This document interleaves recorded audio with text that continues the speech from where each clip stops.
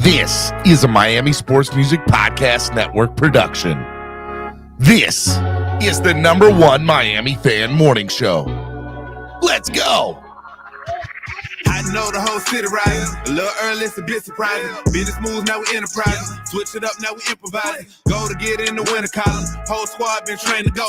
Fence for life, we throw the folk. Singing this just to what is going on? It is your boy, Stephen D. Good morning. Right here on Clock Blockers, home of the #1 Miami fan morning show. Good morning, my Fins family, with a PH in my Fin-laws. What's going on? It is Thursday, February the 23rd of the year 2023. Super excited to be hanging out with y'all today. I am your host, Stephen Daniels. You can follow me on all social media at Stephen D SKPL. Spread kindness, positivity, and love. Make sure you follow me on Twitter, Instagram, Facebook, TikTok, everywhere at Stephen D SKPL. You can also follow Miami Sports Music at Miami Sports Music everywhere, except on Twitter, where we are at MIA Sports Music. Also, hey, look, today, make sure on your way in, you hit the like button. You haven't hit it already? Already 20 of y'all in the room. It's going to keep on coming in. Obviously, we're going to grow this morning. Make sure you hit that like button. Hit it. Tap it. Subscribe to the channel. Make sure you do that there. If you're not already subscribed, I don't know what you're doing. Subscribe. It's big. It's free. Okay. It doesn't cost anything to subscribe. Hey, look, if you do want to sign up and become a member and support the channel monetarily, there's a way that you can do that. There's a link in the description below for you to sign up and become a member today. We would love to get a couple new members signed up today. Join the family. There are plenty of seats at the table for you. If you used to be a member of the family and now you're not, get back up here. I just put the link in the chat, the live chat right now. You guys can do it there. Or if you're rewatching this, it's in the description. It says membership right at the top. Make sure you click that link. It's awesome. We'd love for you to become a member of the family. Now, if you do want to help the channel, you're already a member, or you don't want to necessarily be a member, but you want to support the channel, you can help the channel grow by donating.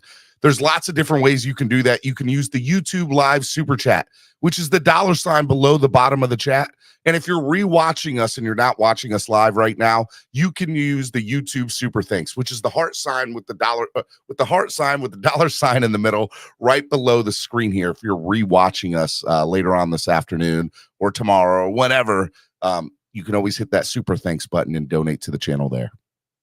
You can also donate a couple other ways. You can use Cash App, $MSM Podcast Network, or use the QR code that's right on your screen, or you can use PayPal, MSM Podcast Network, or use the QR code right on your screen, okay? It goes such a long way into helping the channel grow. I don't care if it's $1. If you're able to do it, it's greatly appreciated, and it's how we keep the lights on here over at the podcast network. So it is definitely a big deal when you guys do it. And just know it goes a long way. You're not just giving, you're helping me do this show every day. So I appreciate it. I want to give a big shout out to some sponsors of the show, ZSM Sports. ZSM Sports, the #1 place for your cards, jerseys, balls, and hard to find items. They specialize in sports memorabilia. Make sure you follow them on Instagram today at SportsZSM. Hangry Owls, good food, good mood, craft subs, and salads. Make sure you give them a call, 305-279-5332. Vesasor. We love some Vesasor. Born and raised the official beer of Clock Blockers. Make sure you guys go to Wynwood, Miami. You guys want to go check out an awesome place to hang out on the weekends or the afternoons and have a really good beer? Vesasor Brewing Company. Make sure you guys go check them out. They're awesome there. GreatPlaceToSit.com. You need a place to sit at a concert, the next concert event, sporting event, theater, whatever it is, no matter where you're at in the world. A GreatPlaceToSit.com is the place to go. So make sure you guys do that. It's good stuff there, okay? And last but certainly not least, Tail Greeter. Download the app today on your current Apple or Crapple or Android device today. Make sure you download the app. And just remember, and a big reminder for y'all, a couple things. When you come down to Miami, search East 32 Dolphins Tailgate. It is the best tailgate around. There is no better tailgate out there. So when you come to Miami, you can't just go to the game. You got to go to the tailgate, and Tail Greeter's the place to do it to get your tickets. So make sure you get that there. And a reminder, if you're going to away games this year for the Miami Dolphins, you got to do it with us. That's right. Tail Greeter and Miami Sports Music are linking up and partnering up to bring you 3 amazing tailgates this upcoming season in Washington. The FedEx Takeover is going to be absolutely amazing. We're super excited to be linking up with Tail Greeter down there in DC, and it's going to be good times. Make sure you guys go see the FedEx Takeover. We're going to be in Philadelphia for the Philly Finvasion. Make sure you guys check out the Philly Finvasion. That's going to be awesome, too. It's going to be good stuff there. And then we're obviously going to do Baltimore again. The Baltimore Beatdown. We did it last year. It was awesome. It was good stuff. Make sure you guys do it. Baltimore Beatdown, Tail Greeter. It's going to be good stuff. So super excited about that. We got a big show lined up for you today. We're going to talk a lot. We're going to talk about Zach Seiler, Drew Rosenhaus. Obviously, the rumor is Rosenhaus is wanting to extend and get more money for his client. How does that affect the Dolphins? We're going to talk about that. We're going to talk about Vic Fangio's coaching staff shaping up. And then we're going to just talk about, other things too. We're going to probably start off a little bit talking some Miami Heat. How does that Kevin Love acquisition for the Miami Heat affect their playoff run? Will it get them over the top against the Boston Celtics? We're going to talk a little spring training news. Hey, look, get ready to go. I'm super excited about it. And anything else? There's a couple of other stories out there around the NFL and free agency that I think are pretty big, and they might not affect the Dolphins directly, but they could affect the market, which obviously will affect the Dolphins down the road. But it is Thursday. And on Thursday, I have a really good friend of mine, my brother from another mother. And as TD says, I have a lot of brothers from another mother, but I do love this guy. He's absolutely amazing. He's part of the family with a PH. Ladies and gentlemen, Mr. Cameron 954. Good morning, Stevie. Good morning, CLOCKBLOCKERS fam. What's up, man? How are you this morning? Do you think TD knows who his mom is? I have no idea. Why do you ask that? TD told you got a lot of brothers from another mother. Exactly. I love it, man. That's good. What's going on, man? Oh, good, man. Just been on the road for the past couple of weeks. Been busy working, and it's crazy. I don't want to get into it too deep, but I was in Birmingham, Alabama yesterday, right? Mm-hmm. And it's bananas. And I don't know if, you guys know what's going on with the whole gun thing, and a player that brought a gun to gave a gun to somebody who used it to murder somebody, right? Yeah. This player went off for 41 points last night in a game. Unbelievable.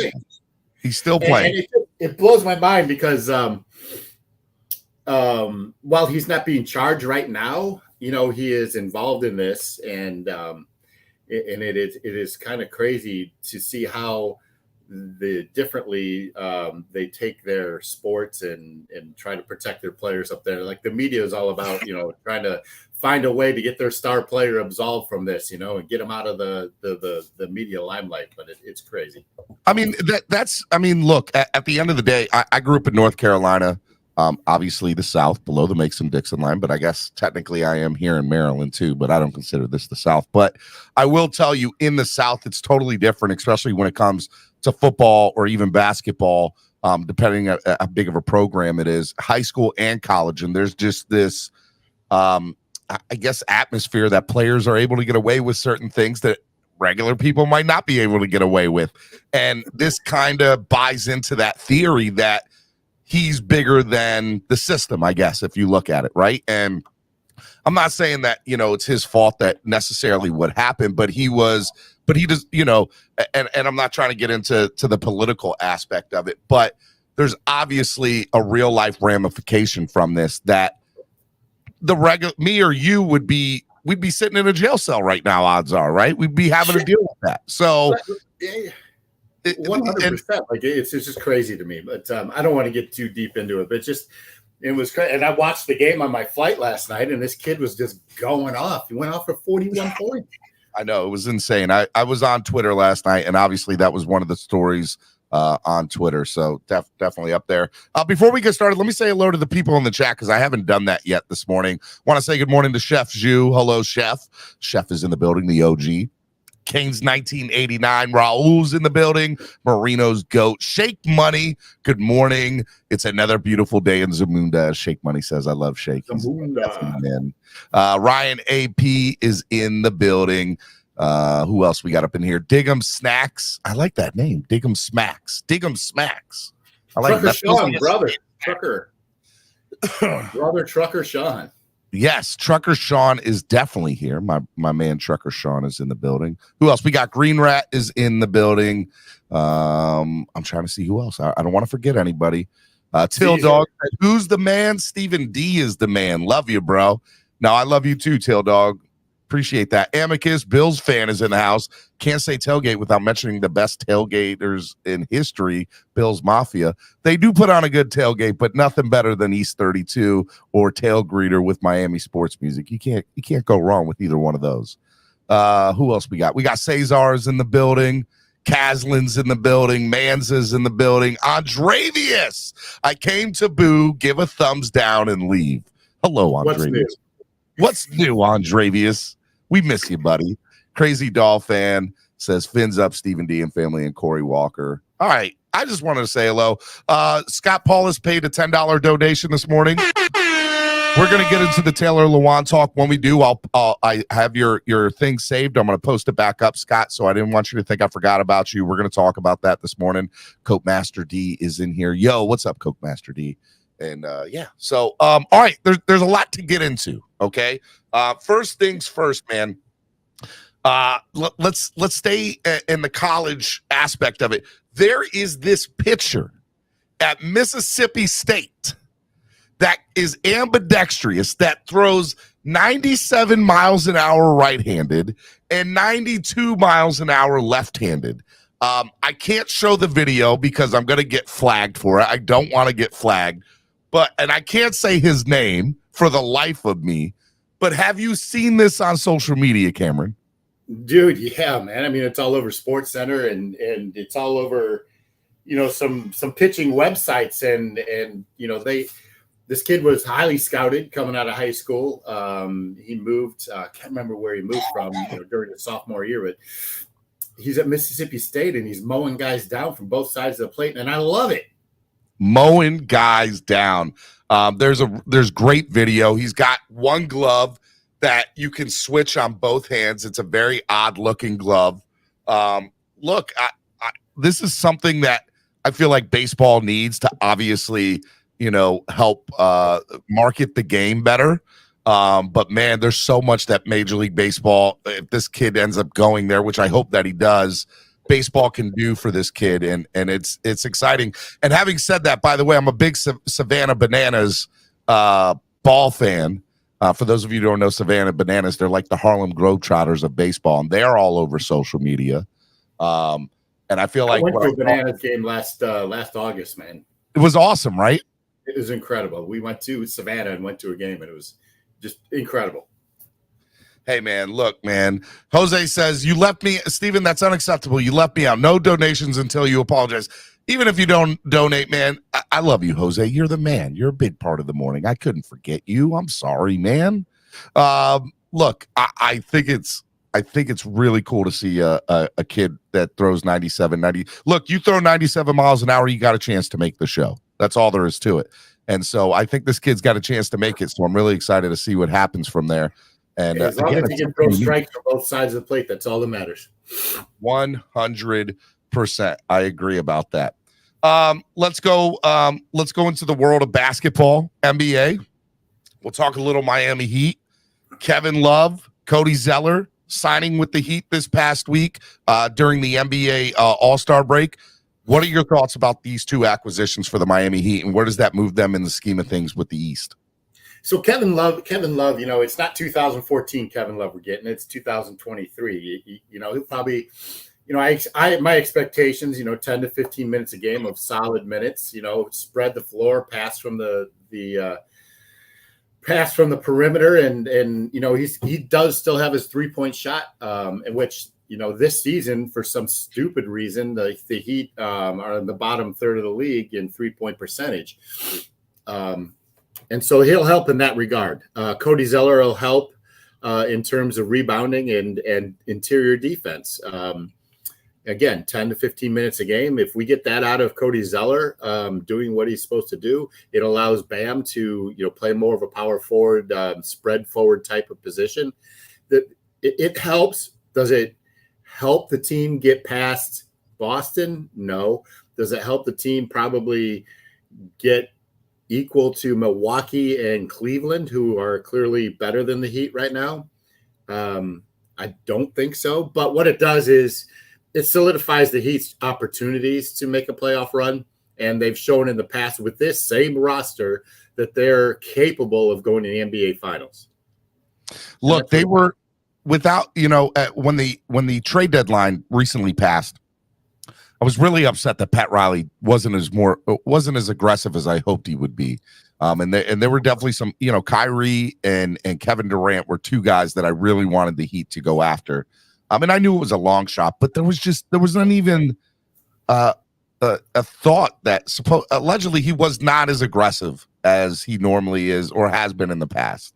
So I know the Heat pretty much have the same exact roster that they had last year. They went to the Eastern Conference Final, 7 games, and lost to the Celtics. And, look, they went toe-to-toe with the Celtics, and to not make any move, I knew that, okay, you lost to the Celtics. You still haven't really dealt with the issue that, look, when Bam shows up to the playoffs, Bam is a different player, and unfortunately, he doesn't always show up in the playoffs. And I love Bam, absolutely love him. He's an all-star. But there's something about the playoffs where he just doesn't always show up, and there needs to be that third player to show up. And I know that Kevin Love is not the Kevin Love of a decade ago, but he's still Kevin Love, and I still think he can contribute, a good solid 25 minutes a game to help. 25 is a lot, brother, but go on. I still think he can do 20, 25 minutes a game, and especially when you're late in that fourth quarter, it's not all on Bam at that point. There's somebody else there. It's not on Kyle Lowry at that point. Victor Oladipo. It's one extra person that they have that they can rely on. And Cody's not a bad acquisition either, by the way. No, Cody's a really good bench player. And so what it allows, the Cody Zeller thing is, I think, to me, a lot more interesting because he plays excellent interior defense. He hits the mid-range jumper, and he rebounds. And that's exactly what this team needs. And it takes pressure off Bam to do that and allows Bam to concentrate on scoring maybe a little bit more. But this team is constructed in a way where, last year they made the run. They're doing it with players that, Tyler Hero and Bam, second and third, fourth year players. They're still developing. They're still finding their rhythm. They're still maturing in the game, I think is what I should say. And you expect those two players especially to take the next step because they have the talent to be players to carry a game or two in a playoff series and take that pressure off Jimmy Butler. You mentioned all these players, Stephen, and you never mentioned Jimmy Butler, and Jimmy Butler is still a top 10, 15 player in the league that can win a series. Yeah, he's a one, TD was even talking about it a little bit earlier this week on the show. He's a 1B player, right? I don't know if he's quite 1A, but he's definitely a 1B player. And in order to make that run, you need somebody else that is going to either one other person or a multitude of other people to composite that one other person. And I think that Kevin Love and Cody Zeller help that. Hey, we got 4 or 5 guys now that can help. And that's the way this roster is built, and that's the way this team operates. That's the way Spoelstra coaches. It's not about a big three. It's not about a superstar. It's about the team, and you have a Butler, you have Bam, you have Hero that can really, Hero and Bam I think can win you a quarter or a half. Butler can win you a game. And so they're not in a bad situation. I think what Cody Zeller does is allows the team not to rely on Yurtseven and Robinson to do what Bam needs to complement his game, and that's rebound and play defense. Robinson, I love. I think he's got a great future, but he's like 2 games away from either being on this roster full time or going back on because he's on a 2-way contract. And so that'll be interesting to see how that plays off, because if he gets signed for the rest, someone else needs to come off the roster. Correct. And so, listen, and injuries have a lot to play with it. Well, hopefully the team stays healthy. The Celtics, the Cavaliers, the Bucks. The Bucks are injured right now, right? Like they are. Yep. Giannis is injured, And This Middleton's is the type of year this is when in the year you really don't want to be banged up. You know, a lot of people think that All-Star breaks the halfway point. Not this year in the NBA. We only have like 26 games, 25 games. Yeah, I think there's 26 games. 26 games left. Or maybe that's the Panthers. But yeah, but I agree with Manson Chill. Like 25 minutes is desperate if you're going to think you get 25 quality minutes a game out of Kevin Love. Last thing. Go ahead. Sorry. I was going to say last thing. And I just think that's a lot to put on this guy who's, been in the league for, it seems like 60 years. Last thing about the Heat currently sit in the 7th seed.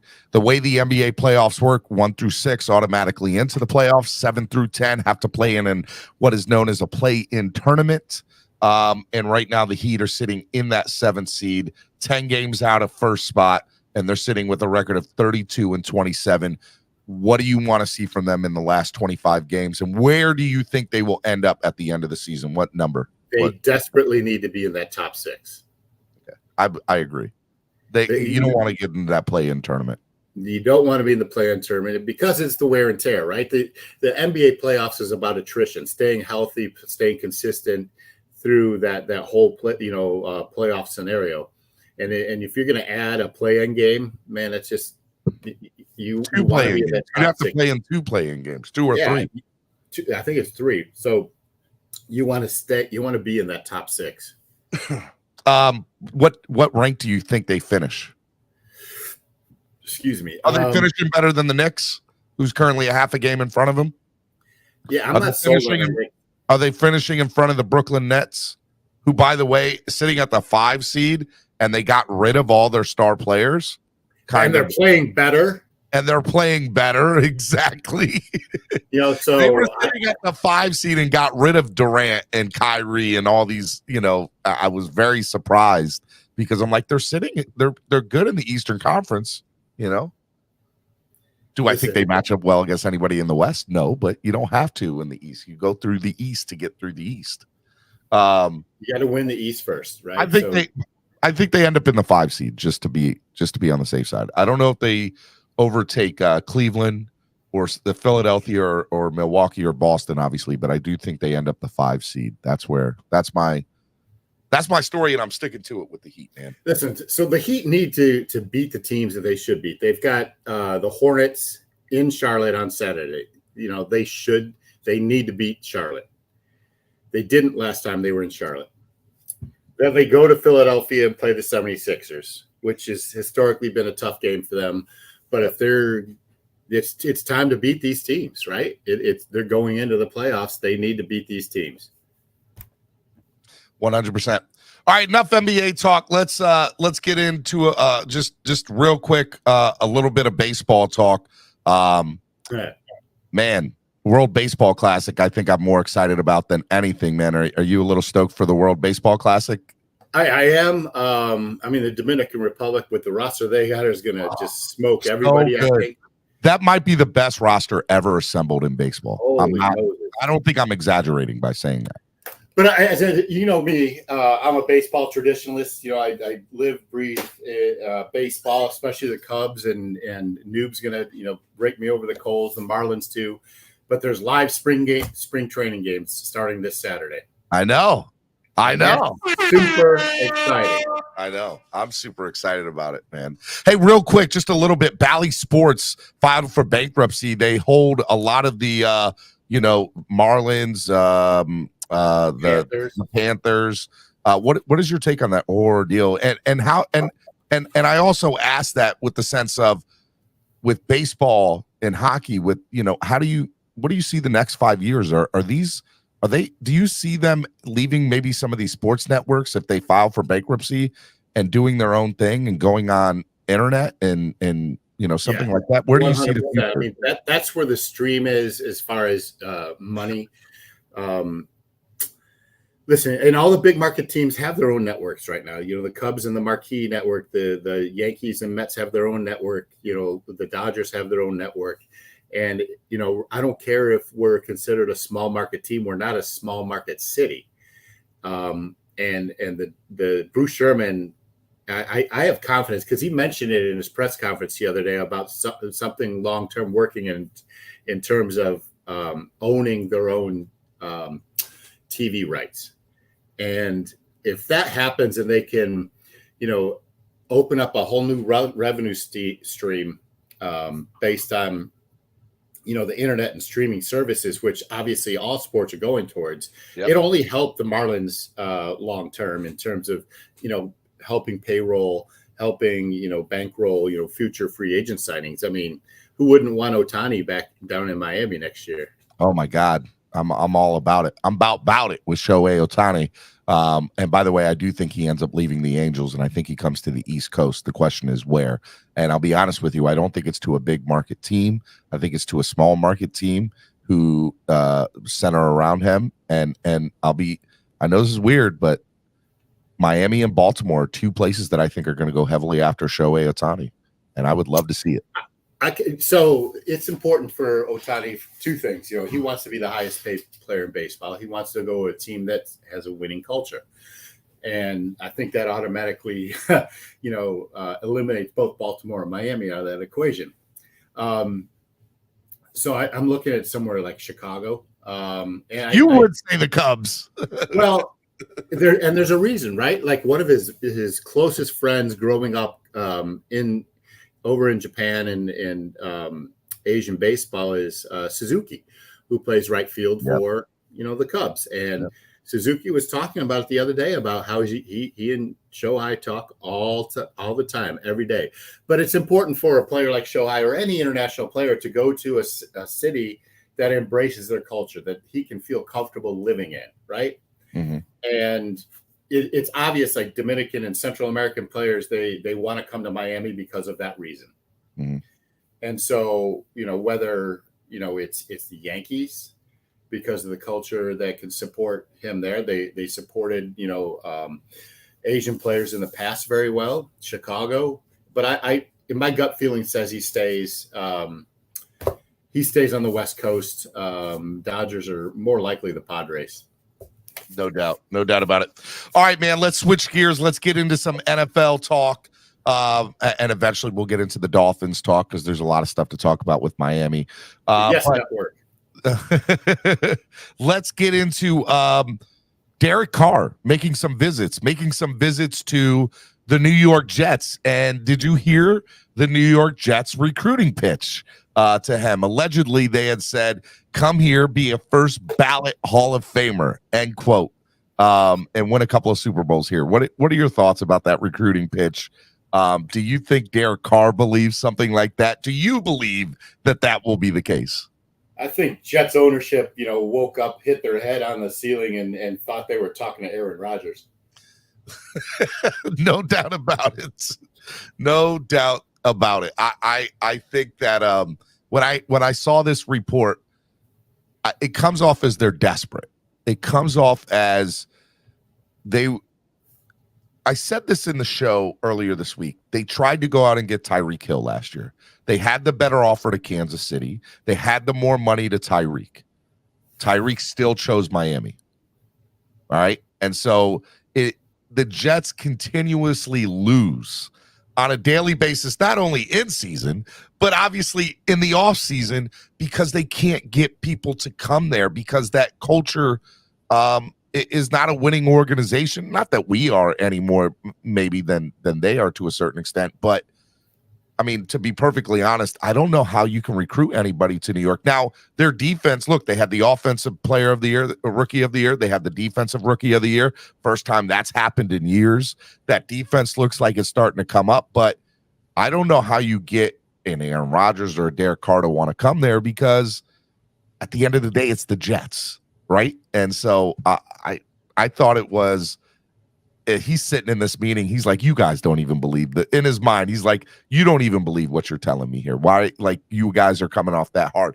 That's what I got to think it is. That's what I got to think some of it is. But I look at it like this. So you just mentioned two good reasons why a player would consider the Jets, right? The defensive and the offensive player of the year. They have a good young core, and that's indisputable. They have a perceived good young head coach that's got respect. He's turned around that franchise last year. and they were in a lot of games and had an opportunity to go to, the playoffs up until, game 15 or 16. So they're making progress, right? So the obvious, and more so, I think, than any other team, the obvious hurdle for them to move forward was quarterback. Mm-hmm. And so if you're a quarterback, regardless of the name on the back of your jersey, wouldn't you want to go to a situation like that? Especially when you're going to get paid what you're wanting to get paid.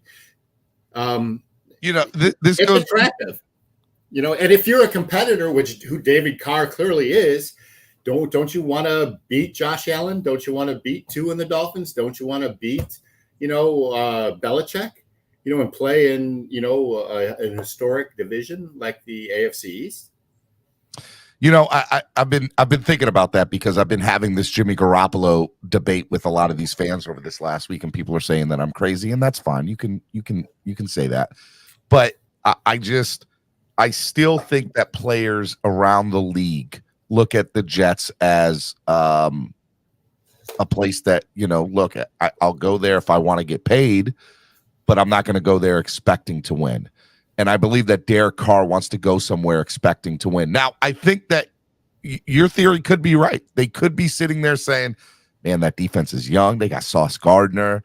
They got, this Garrett Wilson kid. They look good. Like they got something here, right? But, I still hesitate that, as far as Derek Carr is concerned or Aaron Rodgers, that they're going to look at it as far as, hey, look, he's going to make the difference in them winning a franchise. Players are not stupid. They're cocky. They're confident about their ability, but Derek Carr doesn't believe that. He can't believe that he is the person that's going to get the Jets over the hump. And if he does, then so be it. But I don't believe that he believes that. He is vastly better than Joe Flacco or Garrett Wilson. Or Zach Wilson? Zach Wilson. When I say Garrett Wilson, who's Garrett Wilson? Garrett Wilson, I think, is the wide receiver that won, right? The rookie wide receiver. Yes. So, and they have a good running game. They've invested in their offensive line. They have a lot of pieces. And like I mentioned before, you can go in there, be a Derek Carr, and win and make a name for yourself. Now, whether it's Hall of Fame or not that's a bit of a stretch. But I mean, if he goes and makes playoff runs, possibly wins a division, I mean, that is certainly within grasp for them. And if you're Derek Carr, you have to heavily consider that. I mean, and so I also look at it this way, like what are his other options out there? Charlotte? You get the Carolina Panthers. You got and Tennessee. They don't know what they're doing with their quarterback. Yep, I think Tannehill leaves Tennessee, but they just drafted a quarterback who started 3 games last year, Willis. You got New Orleans, who's clearly looking for an upgrade, but Tampa Bay, I think is a place where I think Aaron Rodgers probably goes if he does leave Green Bay. I don't think he leaves Green Bay. We'll have to see what his darkness retreat said. Listen, but look, I'm not saying that there are not options out there. Look, I think there are some players. I think Derek Carr obviously wants to get the bag, and he will get the bag wherever he goes. But Derek Carr also wants to go somewhere where there's a legit chance of not only starting, but winning. He's been on a mediocre franchise for the last few years. He does not want to do that anymore. He's over that. I want to go somewhere where I can win. I don't know how many places are out there that are willing to take him in for that. Are the Raiders going to get past, the Chiefs or even the Chargers? I don't know. And you talk about that's true. You talk about the Tennessee Titans. They just released 3 people yesterday, including Taylor Lewan, who Scott Paulus with his $10 donation earlier. Again, thank you. Said Tennessee Titans have lost starting left tackle Taylor Lewan, who's released with a failed physical designation because of a right knee injury. A good backup for Armstead, co-left tackle for playing time. I 100%, by the way, want to Taylor Lewan. He's low risk, high reward. He's not going to ask for a lot of money. I've listened to his podcast, Bussin' with the Boys.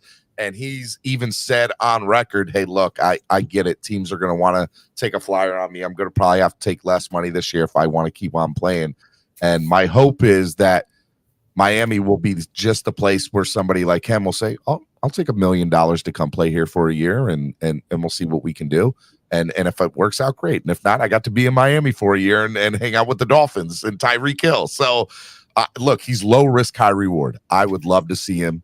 I'd love to see him come here on a veteran minimum, and let's see if he can work out. Let's see how he does in camp. At minimum, bring him into camp. He's worth the flyer. He's worth the flyer. It's interesting. Like, so if the Dolphins are going to invest in an offensive line, they got to do so for a starter, in my opinion, right? I agree. And so, does make an investment in Taylor Lewan, move the needle one way or another if he's not starting? Like, is he better than Austin Jackson or Eichenberg at this point in his career?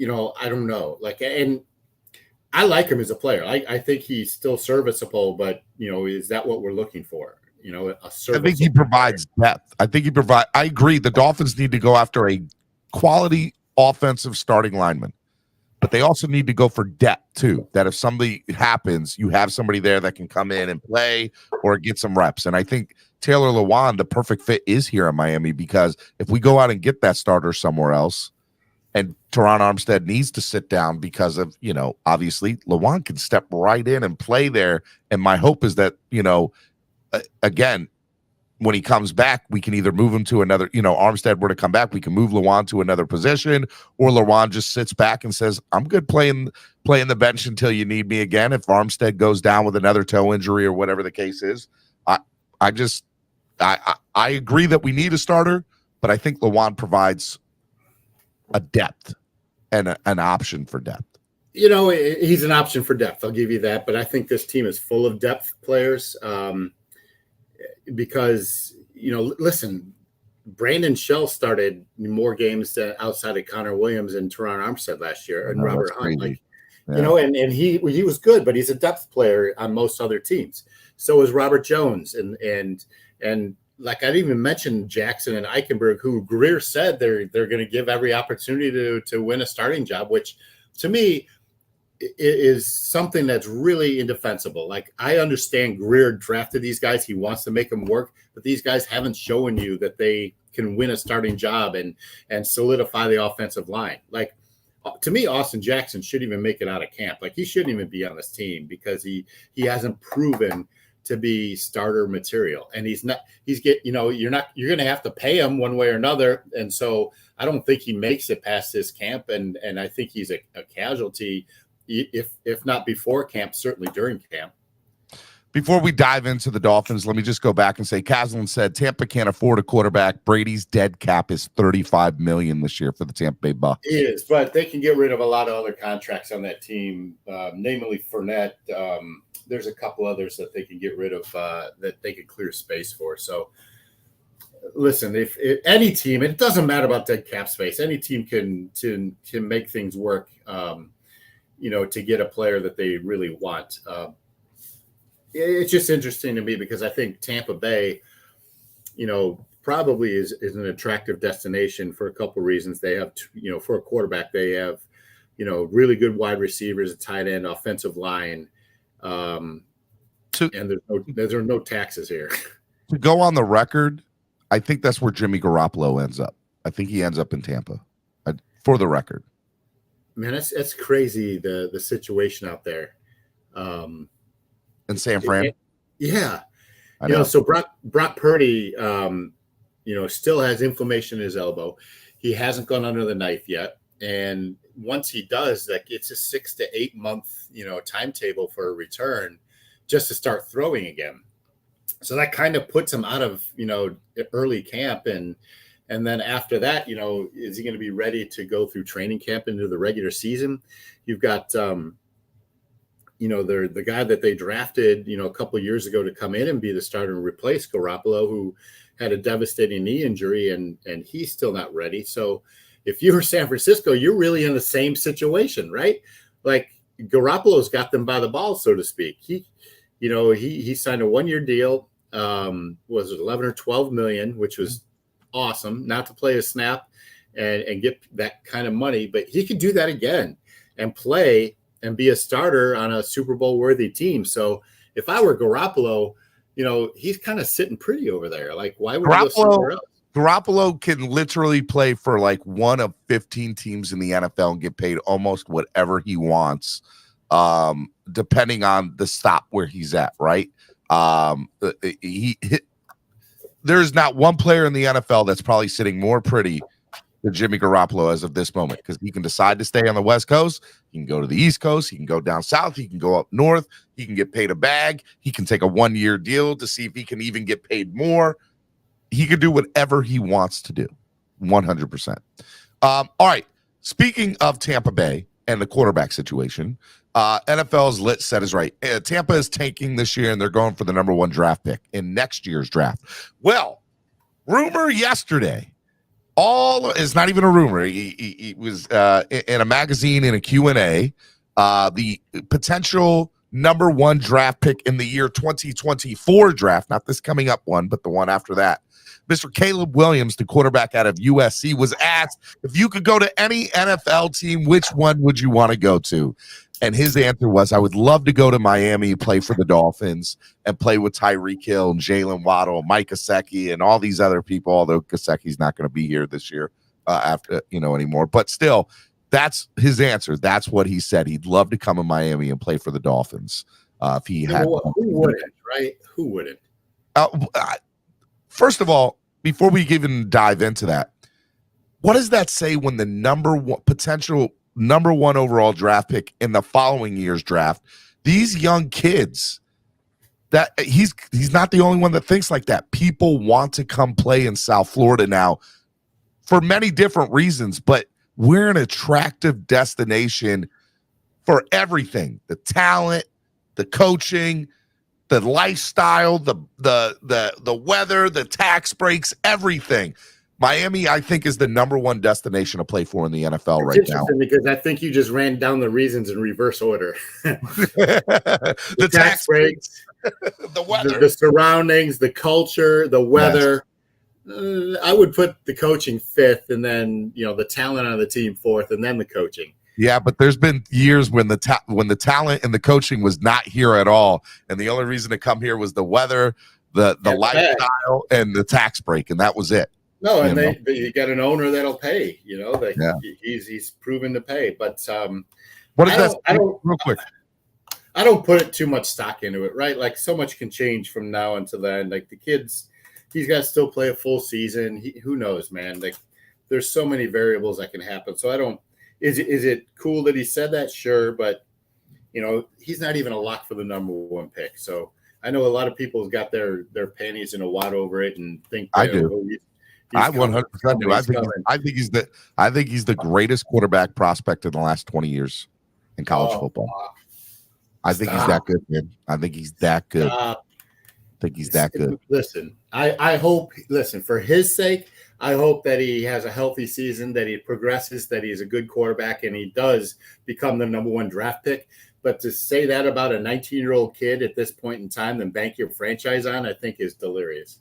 So I don't think it is. And I think that he's 100% right that Tampa, along with, by the way, I believe the Titans, who are going to gut their team, they've already started purging yesterday. I think there's 2 or 3 teams in the NFL that have to say, we got no shot this year. And I'm not saying, obviously, the Dolphins are one of them. We're going for it this year. But there's probably 2 or 3 teams in the NFL that are going to be like, I have a chance to go get Caleb Williams. I'm tanking the hell out of this year. Do you think that that's the case?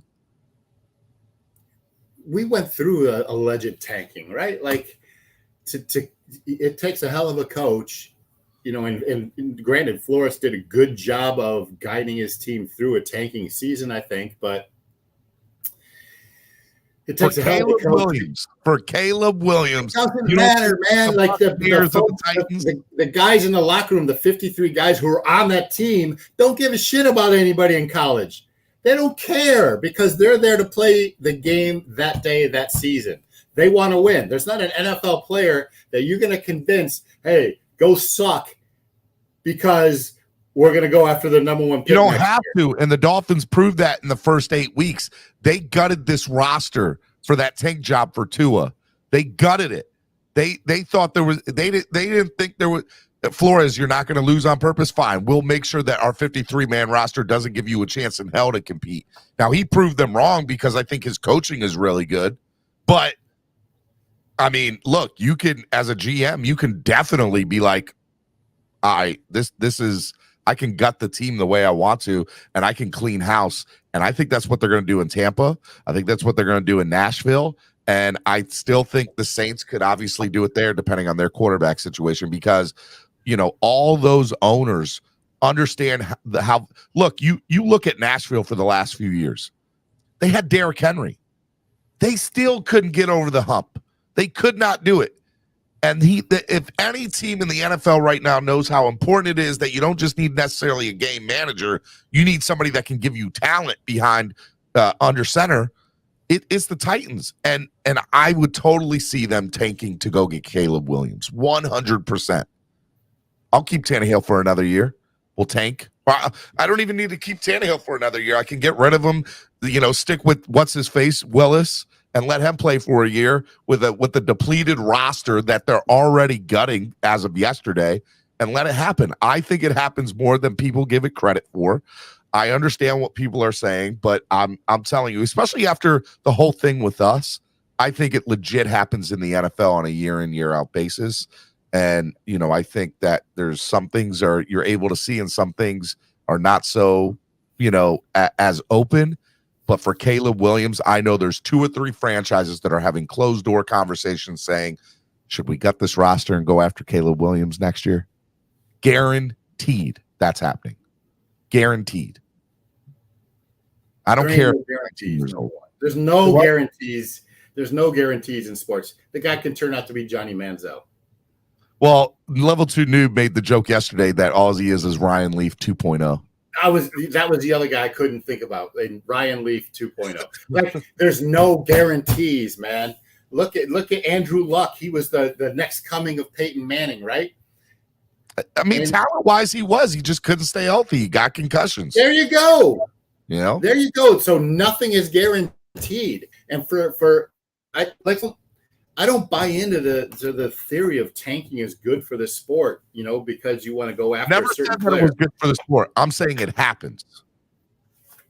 I'm not saying it's good for the sport. And by the way, real quick, what's the solution to it? Is a lottery solution? Is a lottery in the NFL what I was going to solution? ask you, I really think a lottery is a solution for it. You can't, because the NBA was notorious for doing it, right? Like the NBA back before the draft lottery and the weighted, ping pong balls, the teams were literally tanking badly, like sitting their star players. John Wall talks about Houston doing it and telling them not even to suit up. Like, don't even come to the stadium, because John Wall came to Houston and wanted to win. And they told him, don't even come. You can practice. They didn't want him around the team because he wanted to win so bad, and the management didn't. It's a crazy story if you guys haven't seen that interview. Look, my point is that there's so many variables. There's so much can happen between now and then for Caleb Williams. Like, I wish nothing but the best for the kid. I hope he is the #1 draft pick. But to say right now, before he's even played a second season at USC, that like you're going to tank a whole NFL season and undermine 3 players on the team to do so, kid, that's to me bananas. You're breaking up a little bit, so I hope you stay with me, man, because you're definitely breaking up a little bit. I'm here. Caslin says there are 5 top franchise quarterbacks in 2024. Won't need the #1 pick to get one, but need #1 to get Caleb or Quinn. Stephen Caleb got paid $2.4 million last year. How much is he going to get paid this year? Oh, his NIL deal this year is going to be ridiculous. Absolutely ridiculous. Cap for Life says, Cameron, talk to your boy, bro. The guy has not been drafted. Clickbait Boulevard, bro. Clickbait Boulevard. It is I'm sorry. Boulevard. I love them. Absolutely love them. All right, let's go real quick and let's stay in the quarterback situation. The I want to get into Drew Rosenhaus eventually, but let's stay in the quarterback realm of the NFL. Daniel Jones is asking for an ungodly amount of money. What is the numbers that he's asking for? $45 million a year. Okay. Now, this was tweeted yesterday, and I'm going to put this up on the screen because I think it's worth sharing. Here it is. Let me make this bigger so y'all can see. Here we go. Mitchell Trubisky in 55 starts is 31-24 with 68 touchdowns and 38 interceptions, 11,900 passing yards, 86.4 passer rating, and 64 completion percentage. Mitchell Trubisky is going to be a backup somewhere this year, including one of the destinations rumored to be Miami. Daniel Jones, who's asking for $45 million per year, has 53 starts. Less wins, 10 less wins, 21-31-1. He has 60 touchdowns, less touchdowns. He has less interceptions, only 8, 30 interceptions. He has less passing yards. He has a 0.1 better passer rating at 86.5 and the same percentage completion. One is considered the bus. The other is projected to make $40 million per year. Cameron, please make sense of this. Why? Can you explain to me why? Just like Cap for Life pointed out, the NFL and you, Steven, are all hypocrites. I'm not denying that I haven't been hypocritical on some topics here. But so to truthfully answer your question, right? Like Trubisky, in Chicago, was kind of exposed for whatever reason. Like he was like, I like him. I think Mitch Trubisky is a serviceable NFL quarterback. He can be a mid-level starter in this league. He's not going to probably. He may get you the playoffs. He may not, but is that something that you want to hang your franchise on? No. So is he probably one of the top caliber backups available? Absolutely. Is he probably somebody that a team like, Charlotte, not even Charlotte, maybe New Orleans looks at, as their starter? Even if you have a franchise that's allegedly tanking, does Tampa Bay bring in Mitch Trubisky and, bite the bullet with him, for a year? But to answer your question, Daniel Jones is still, he had a really good year last year. And up until then, there was a lot of narrative about, his coaching, his maturity, blah, blah, blah. Same thing with Tua. These players need time to progress, and he's asking for a number per year based on still his potential. We know what Mitch Trubisky is, right? But there's more potential, and you saw growth from Daniel Jones this year. Is it worth $45 million? Is that no? Okay. I'm like, not what? at all. And I'm not saying he's worth it. Let's make that clear right now. Will the Giants pay it? They're kind of stuck like Chuck, right? Like what's their alternative? They're in no man's land. Do you trade Daniel Jones and let him work out a deal with a new team and sign Derek Carr? But Derek Carr is wanting the same money, so why would you do that? The Giants are stuck. Like this is going to be a rough negotiation. It's not the first time an NFL team has been put in a position like this. You either trade the guy, get draft capital, and you reset the franchise, which they're clearly not in the mode of doing. You have Brian Daboll, coach of the year. They have a good young defense. They have, Saquon Barkley, who's in the same boat. Like, he's a restricted free agent. So they got to make a decision.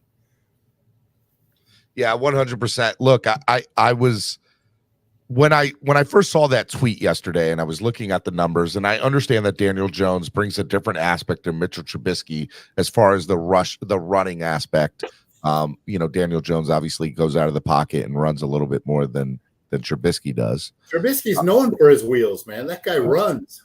Well, I mean, look, I hear you. I'm trying to figure out okay, how do you justify going to your franchise saying I want $45 million? And by the way, if Daniel Jones is asking for $45 million, what do you think Derek Carr is going to ask for? Or what do you think Aaron Rodgers will ask for? Or what like start and we talk about Tua. Let's say Tua does have a good year and we make this Super Bowl run.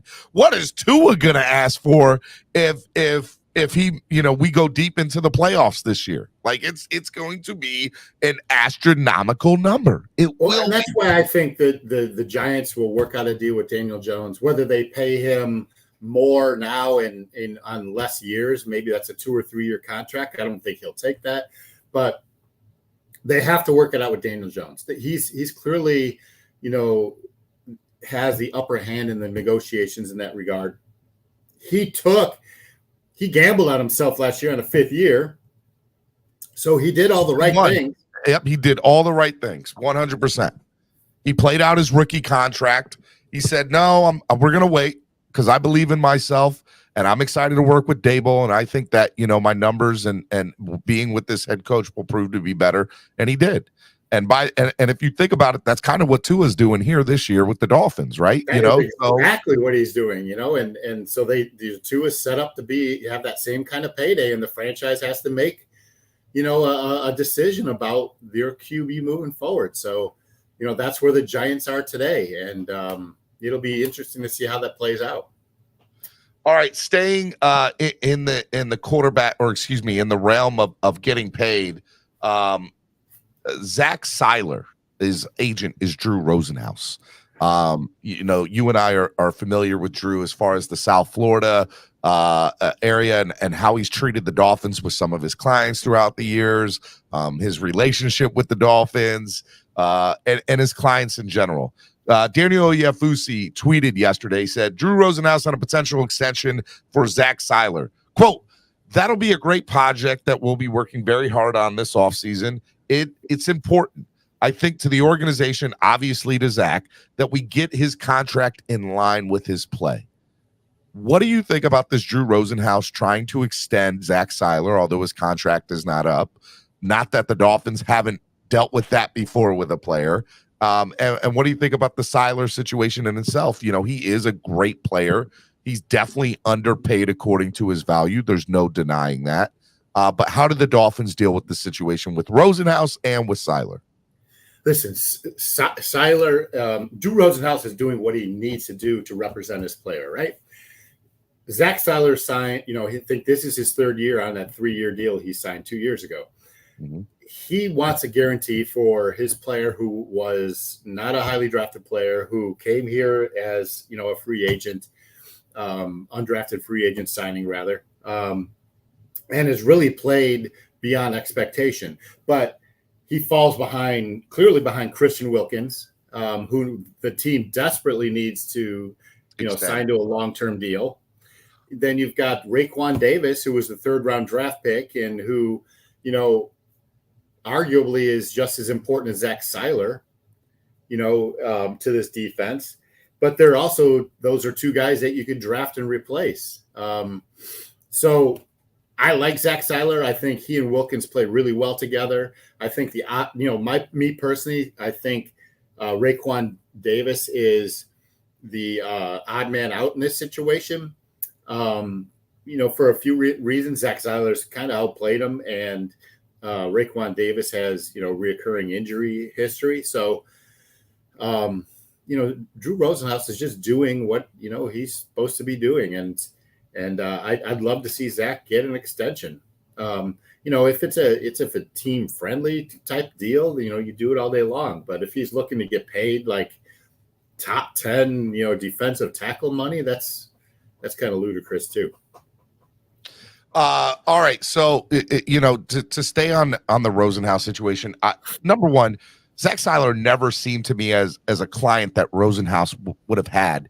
But if I'm correct, Rosenhaus got with him in the last 2 or 3 years. Was he with him with the contract extension before? Yes, he was. So Rosenhaus is not a stupid guy. He's a very smart guy, and he sees talent from afar. And he bet on this guy to say, no, he's going to be one of the best in football. We'll take this small extension now, but best believe he's going to show himself in the next 3 years, and he's going to get a payday. And he sees that. And Rosenhaus is smart, man. Like you can say what you want about the man. He sees talent, and he sees talent in many different ways. Seiler, for me, is somebody that I desperately want the Dolphins to keep, but you're in this conundrum right now if you're the Miami Dolphins, that, you have Christian Wilkins that he's sitting there and he wants to get his money too. So what do you do in this situation? Because there's only so much money to go around. And the hope is a couple of things. Number one, players see, okay, there's something special building in South Florida here. Maybe I'm not taking as much as I normally would, but, the salary cap's increasing. Players, these numbers are going up. Look, when the quarterbacks, money go up, so do the other positions. It's not just the quarterback salary that goes up. These other positions go up too. And eventually you're also going to have to give and take if you're an organization. And so the question is, where does Zach Seiler fall into that? And in my opinion, at least my hope is they can come up with a number now that's not as high. I don't know what that number is, by the way. I have no idea what that is per year for him. But I know that I think they need to get with him now, and also need to get Christian Wilkins now. I think those are two important contracts I would love to see the Dolphins deal with this offseason. I don't know how you feel about that as far as dealing with both of them, or what are the odds of them dealing with both of them. But I think Chris Greer's got a very busy offseason of dealing with contracts, and Seiler's obviously a very important one along with Wilkins. You agree? No, Wilkins is by far the most important of the whole offseason, in my opinion. He's the bedrock of the defense.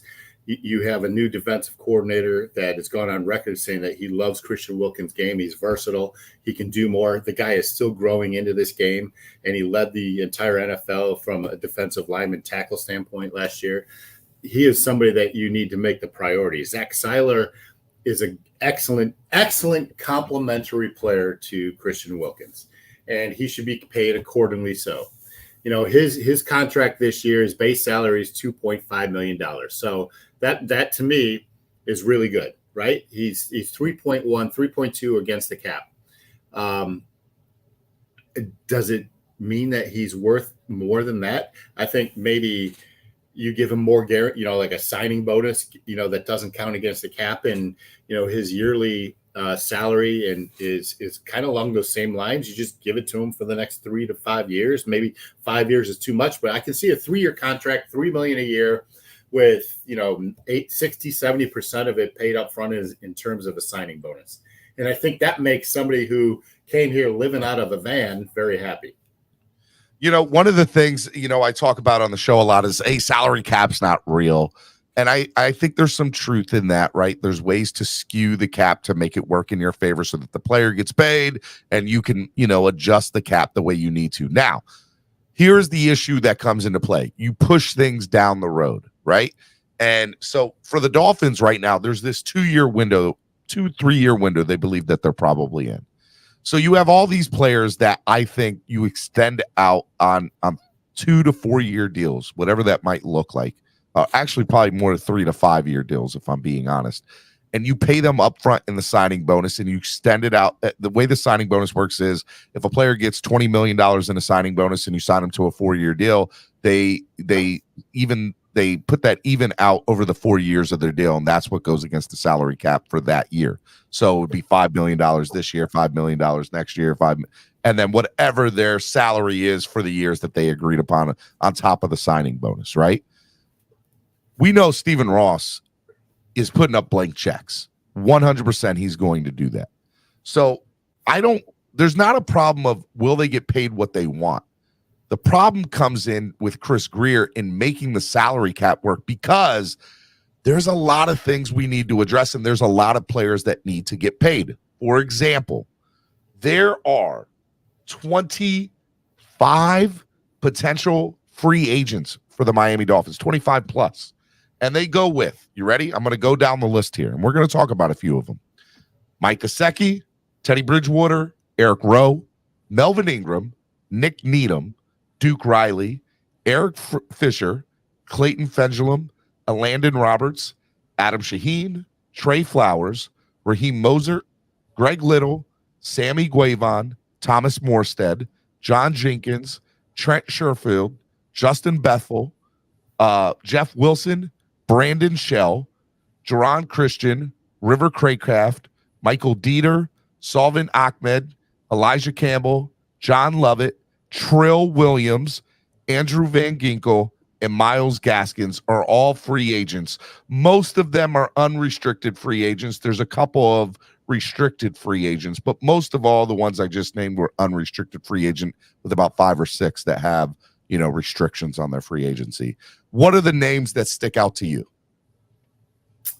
So you just ran down that list, and how many did you say? 26? There's probably like 25 here plus.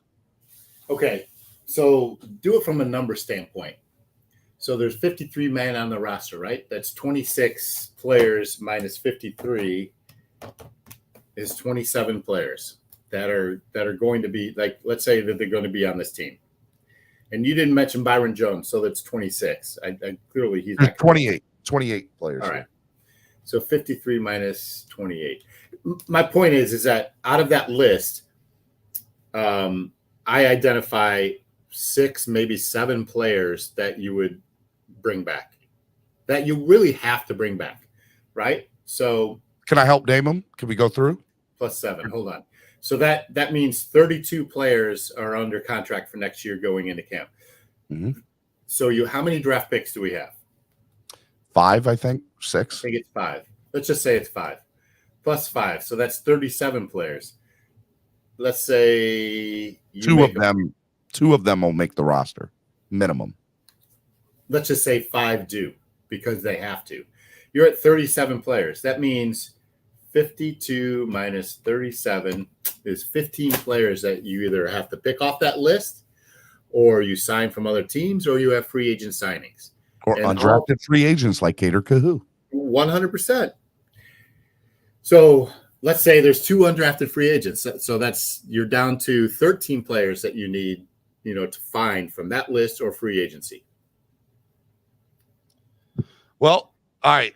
And so I identified 6, like in my mind. So I'm saying that there's another 15 players from that list or free agency, from that list or free agency, that you need to fill this roster with. Well, let's talk about a couple of them. So let's talk about the number 1 name on that list. And I'm good. This is going to be such an unpopular opinion, in the chat box, what I'm about to say, but Mike Gesicki. Mm-hmm. His salary this past year was $10.9 million. And he's going, to obviously test the market, and, the market value for him is the market value they predict is $8.2 million average annual salary. And he predicts he's going to get a 4-year, $32 million deal. That's what they predict. Track. What'd they say? 14? Yep. They said 4-year, $32 million deal, which averages about $8 million per year, a little over. And so the transition tag, right? Yep. Which means if you sign him to a transition tag, the exclusive rights tag is what I'm talking about, where, the exclusive franchise tag, if another team signs him and he accepts, we get 2 first-round draft picks. That's not going to happen, right? No team is going to give up 2 first-round draft picks for Mike Gesicki. So, by the way, they're comparable players according to Spotrac: Logan Thomas, Hayden Hurst, Anthony Fursker, and Evan Ingram. And they all, Evan Ingram averages $9 million per year, and Logan Thomas averaged $8 million per year. But who was the second one you talked about right there? Hayden Hurst. Yeah, they're all under contract. Yep. That's what that was Spotrac's comparable players for Gesicki and what his contract might look like out on the market. So I think what happens is that they transition tag, Mike Gesicki. Really? Because he comes back to the team, and that's it's $9.7 million, right? Which is less than what he got paid last year. Yep. It also allows him to negotiate with any other team. But what it does is lock in that salary for Mike Gesicki to another team. So basically, if he wants to go sign with Cincinnati after Miami transition tags him, they have to pay him $9.7 million. So it's kind of a half-ass insurance policy for the Dolphins. They get their player less than what he got paid last year. He's really, to me, he's probably the best red zone threat that this offense has in terms of pass catchers. We did not utilize him last year, though, Cameron. I don't want to even get into that. He had 6 touchdowns and was clearly a red zone threat. That we can agree with. Yes. How he was utilized, that's another story. My point being is that you don't take weapons away from an offense, especially from a quarterback who needs as many weapons as he possibly can in his contract year when you're trying to win a Super Bowl or, go deep into the playoffs. So, how the tight end position is used in this offense is probably one of the biggest question marks going into this offseason. We'll be told what they do with Gesicki and how that position's looked at next year. I would love to see him transition tagged, because it locks in a salary for him, whether it's with the Dolphins or with another team, and it's only a 1-year deal. And it kind of falls in line with the timeline of Tua, of Hill, of Waddle and these guys in going for a Super Bowl this year. Well, the Dolphins at the end of the year said that Greer said that he's earned the right to become a free agent and allow that. And that was Greer saying the right things. Yeah. Do they still put the transition tag on that, even if that's the case? Do you think Mike Gesicki is going to get more than $9.7 million on the open market? I think there's a lot of teams in the NFL that are definitely interested in him. To be perfectly honest, before I saw Spotrac, if you asked me what I thought he was going to get next year, I would have said 13 or 14 mil, and it wasn't going to be from us. And I'm looking at Spotrac and I'm looking at these numbers and I'm like, man, I mean, I would like to say that. Let's say Aaron Rodgers stays in Dallas. Dallas should go after him at 10 million plus. There's no doubt about it. Green Bay, or I said Dallas. I mean Green Bay. Green Bay should, no doubt. And speaking of Dallas, they got Dalton Schultz, who, according to tweets yesterday, they are not going to put the tag on Dalton Schultz, and he's going to be a free agent. So what's Dalton? I mean, know what Dalton Schultz's contract is and his status, but as far as what he got paid last year, but I'm looking right now. Dalton Schultz. So you also have to consider the Dolphins drafted. They invested a 3rd-round draft pick, I believe, or 5th-round draft pick in Hunter Long.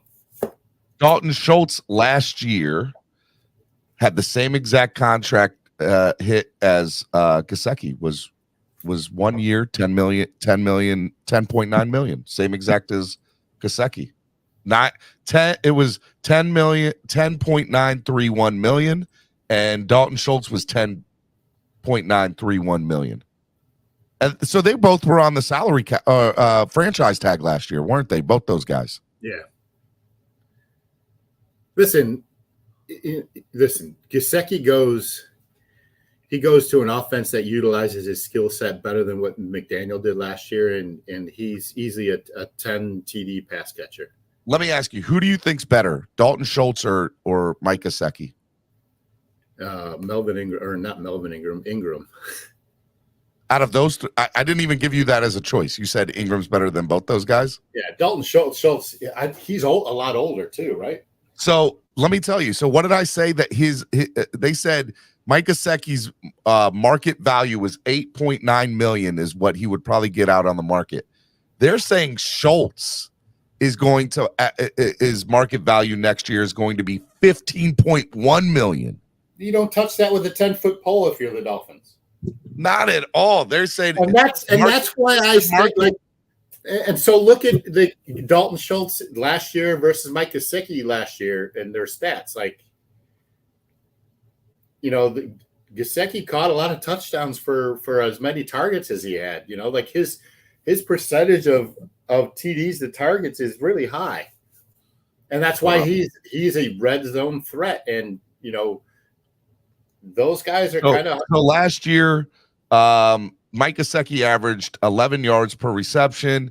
Dalton averaged 10 yards per reception. Dalton had 5 touchdowns. Gesicki had 5 touchdowns. 5 touchdowns. They both played 16. Well, Gesicki played 16 games. Schultz played 15 games. Gesicki is going to be highly sought after because he's going to because he's a red zone threat. And you're playing right into my theory. Why do you take that away from an offense? I don't care if he only, had 323 yards and he was like the 6th option on this offense. Here, I'm going to do you one better. Dalton Schultz played 759 snaps. Mike Gesicki played 453 snaps. Same number of touchdowns. Yeah, you got to transition tag Gesicki. And you got to hope that it pays off.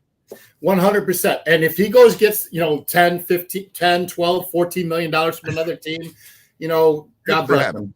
Yep. But you transition tag him now for $9.1 million, and it's a value based on his red zone value alone. And remember, this offense, I think, had the least amount of touchdowns by a running back, I think, in the league. If not, they were the bottom third, right? They want me to say the yards. Yards don't mean shit. Dalton Schultz had 577 yards receiving, and Gesicki had 360 yards exactly receiving, on 350 plus less snaps.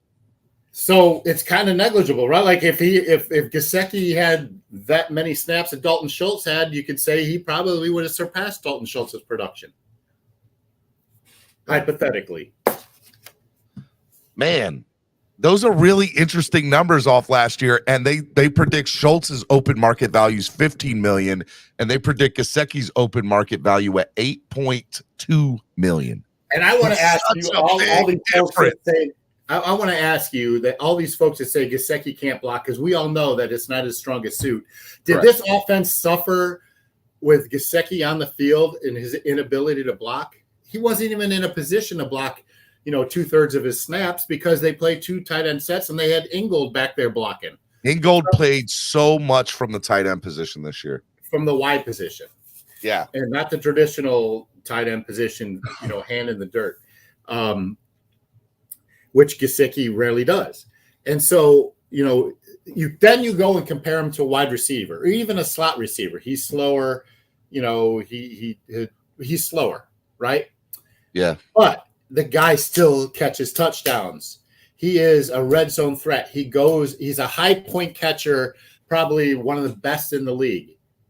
Something this team also doesn't have. Tyreek and Waddle aren't, the high point threats. Do you go to Gesicki and say, hey, look, we have no problem you testing the open market. We'd like to offer you, a 1-year deal making $11 million this year. Why would you do that when you can transition tag him for 9.1? Because of the respect. I think he'll respect that more, right? And there ain't no respect. I'm just saying, if he says no, say, hey, look, we're going to transition tag you then. You don't think Greer's going to do that? There's no such thing as respect when it comes to contract season. Okay, that's fine, and that's fair. All right, let's go to so real quick, by the way, what do you think happens with Gesicki? I think they transition tag him and he's on this team next year. Okay. That's what I personally feel. What I think will happen is probably there's a 50-50 chance of that at best. Okay, let's keep on going down this list a little bit. Go down a little slower. Huh? Go down a little slower after Gesicki, and I'll tell you who we're keeping and getting rid of. All right, Teddy Bridgewater. Out. Eric Rowe. So Eric Rowe is interesting, right? Eric Rowe, let me just tell you, Eric Rowe, $5.8 million last year, and he will be an unrestricted free agent. And the market value for Eric Rowe, they predict will be $3 million for him on a 2-year, $6 million deal. So here's the thing. And it plays in like Vic Fangio, right? Yep. The style of defense he's going to play. Eric Rowe kind of fits into his style of defense. I personally think that outside of, Christian Wilkins, Zach Seiler, and Javon Holland and Brandon Jones, that we could see an entirely new defense next year. Like, I think that's your core, and how you build around him, around those guys. And I think that plays in, now that I think of it, what, Drew Rosenhaus is doing, he understands that maybe is coming down the pike really quickly. So, why not, try to lock in Zach Seiler into that formula, into that foundation of that defense under Vic Fangio, because he sees a lot of change coming. So you asked me about Eric Rowe. I think Eric Rowe is back on a restructured deal that's a lot less than, maybe $3 million is where he's valued at. And I think that's probably pretty accurate. So yes, on Eric Rowe. So Eric Rowe, by the way, they had comparisons to him. Okay. And let me just throw this out there. So his comparisons, comparable players, Quandre Diggs, Micah Hyde, Kareem Jackson, Daniel Sorensen. Okay. Micah Hyde and Quandre Diggs, 9 million, 13 million, right? And statistics for Eric Rowe, according with the highest paid at 13 million was Quandre Diggs, right? So Quandre Diggs last year played 1,095 snaps, 71 tackles, 50 solo tackles, had 4 interceptions and a forced fumble. Okay. One of the best in the game. No doubt about it. Right. Eric Rowe last year played half of the snaps, 537 snaps, and had 53 tackles, less than 20 less tackles, and 41 solo tackles, 9 less solo tackles. So Eric Rowe playing half the snaps got what, maybe 35% less of the results and a fraction of the cost of what Quandre Diggs is. Now, can Eric Rowe play over 1,000 snaps? Probably not, but the talent is there. And if he's only asking for $3 million, or his market value is only $3 million, you go out and do it, right? It's all about Vic Fangio and how he evaluates talent. And I think Eric Rowe is back because he does, add value, whether, at $3 million, a second string safety hybrid linebacker is probably pretty good value. Real quick, just since the conversation is up and we're talking secondary, I'll come back to the list of free agents for the Miami Dolphins here. What do you think about this Jalen Ramsey rumor situation about him coming to Miami? Dude, I always loved Jalen Ramsey as a player. Again, if he fits the defense, most of his contract's already paid. So, he would be kind of a bargain deal. So I love Jalen Ramsey. We'll see. Pairing him next to, Javon Holland and Brandon Jones. Oh, my God. And then you still bring back Eric Rowe with that? Let's go. Hello. Yeah, dude, I want Eric Rowe back, and I would love him at $3 to $5 million. Give me Eric Rowe at $3 to $5 million. All right, so that's 2 players. So Gesicki and Eric Rowe. So keep going down the list. Melvin Ingram. Gone. Really? Listen, I love Melvin Ingram, but I think he's one of the casualties. He was here on a $4 million contract last year. He's 33 years old. I'll give you that. About to be 34. So listen, if he's a salary cap casualty because you're going to go out and sign, a big running back or somebody, maybe, he's one of the guys not on the team. We need to go out and get a middle linebacker. We have to go out and get a middle linebacker. I like Melvin Ingram, but I think he's replaceable for a cheaper option. Fair. Nick Needham. He's back. Nick Needham is definitely back. Nick Needham's salary last year was $3.9 million. He's 26 years old. Let's see what the market value is on Nick. Nick's market value, they don't even have it up here. Because he's coming off injury. Yeah, 3.9. Yeah. Do you go to him and say, hey, look, we'll pay you the same amount, come play? Or maybe even less because he was hurt? No, I think Nick Needham probably arguably was the starting, nickel if he wasn't hurt. So I think you pay him $3 million and he comes back. Duke Riley. Love Duke, but I think he's a casualty. Eric Fisher. Gone. Clayton Fedulum. Gone. Landon Roberts. Love him. Stays. And I pointed this out a couple weeks ago, and maybe it was on Twitter. Landon Roberts is exactly the type of gap-filling thumper, downhill thumper that Vic Fangio's defense thrives on. Plays in between. I agree. Plays in between the tackles and moves downhill. Doesn't have a lot of lateral or even backpedaling responsibilities in this defense. Landon Roberts plays downhill, and I think he's a key cog. Plus, wasn't he second or third on the team in tackles last year? He was, and he was a captain. Salary last year, he had his cap hit was $2.7 million. He had a $1.2 million signing bonus and 1.5 salary. So it was a $2.7 million cap hit last year. He played on a 1-year deal. His market value believes that it'll be very similar. 1 year, 2.5 mil, somewhere in that range. And he was on a 1-year deal and a team captain. And so depending on, I think this will be Vic Fangio's choice, but I definitely agree with you. I think he's back next year, and I think Vic Fangio will enjoy him being on the roster. I think he'll be, a great addition to it. Agreed. All right, let's go down. Adam Shaheen. I think Adam Shaheen's gone. Trey Flowers. Gone.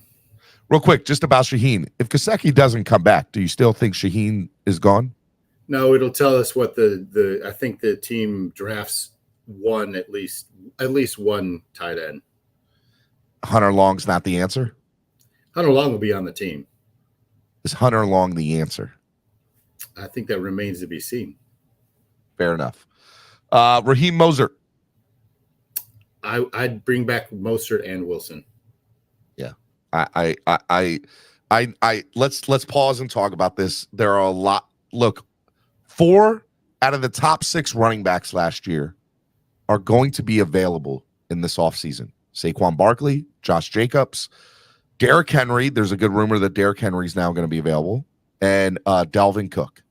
And we've already been linked to Dalvin and Saquon.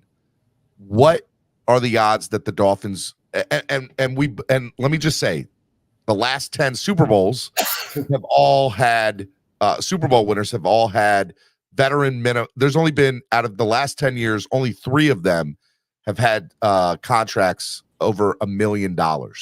So they've all been 1-year, 2-year deals, veteran minimums, no real workhorses. But the reality of the situation is we saw what Christian McCaffrey did for San Francisco last year, and 4 of the top 6 running backs in the NFL are going to be available this offseason.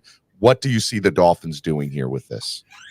I see the Dolphins investing heavily on the defensive side of the ball, and I think that precludes the opportunity for any of these big-name running backs. I think I would love to have Derrick Henry here as a bell cow running back, but does that really fit the offense? Dalvin Cook is more of a pass catcher than Derrick Henry. I think he would fit a Mike McDaniel offense a lot better, Dalvin Cook. Right. So, but going through the numbers, is he that better than a combination of Wilson and Mostert for the money? Because Dalvin Cook is going to get paid.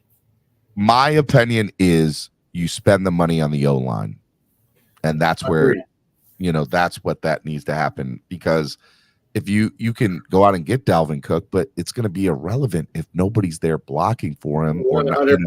And I couldn't agree with you. And especially, let's say we do keep Gesicki. You need to keep a running back that can stand back there and block with Tua in the backfield when he's, That's Ingold. Yeah. Well, I mean, he played a lot from the tight end though, too. So he performed the same duty. He played from the Y, and he performed the same duties as a fullback would, a traditional blocking fullback. So listen, my point is that I think you're going to see a lot more investment in the defense in the free agency, and I would be very surprised if Greer went after one of these top tier running backs in free agency, because number one, he doesn't have any history of doing that. Number two, for the reason I said, one is, the defense is, they need a linebacker. They need a quarterback opposite Xavier, even if Xavier Howard's still around. Like, that's a question. And so I don't see Greer going after Henry or Cook or Josh Jacobs as much as I think Tua would benefit from any of those guys. It's definitely the offensive line, I think, is the offensive investment. CB83 says it seems like teams either invest in their O-line or a bell cow running back. The offensive line is key. You have to have a good couple of guys instead of a great back when the offensive line is ready. You exactly. Agree with CB? Yes, okay. and Mostert is one of the fastest running backs in all of the NFL, and when he hits that hole, he has shown that he's a scoring threat. So it's all about opening, that zone blocking scheme and getting the right offensive lineman to do so consistently. Jose says, Steven, if Henry is available, what would the Dolphins have to do to give up, and how much is Henry's contract? Henry's contract last year than the Dolphins can afford. Was $9.3 million. Okay. And they restructured it to make it a little bit more cap friendly, because the year before he got paid 13.5. So his projected salary for this year in 2023 his cap hit is going to be $16.3 million. So I mean, look, that's and what does Mostert and Wilson get paid combined? And that's my point, is that you have two backs that don't even make as much as one player, right? And so you've got two roster spots for the price of one with equal, if not better, production. And I'll throw in that you gave up a draft pick for Jeff Wilson. You did 100%. You want to make that. You want to see if that obviously can work. Finn's take with CB83 said Mostert and Jeff Wilson have been good enough. The offensive line was zipped up and working efficiently.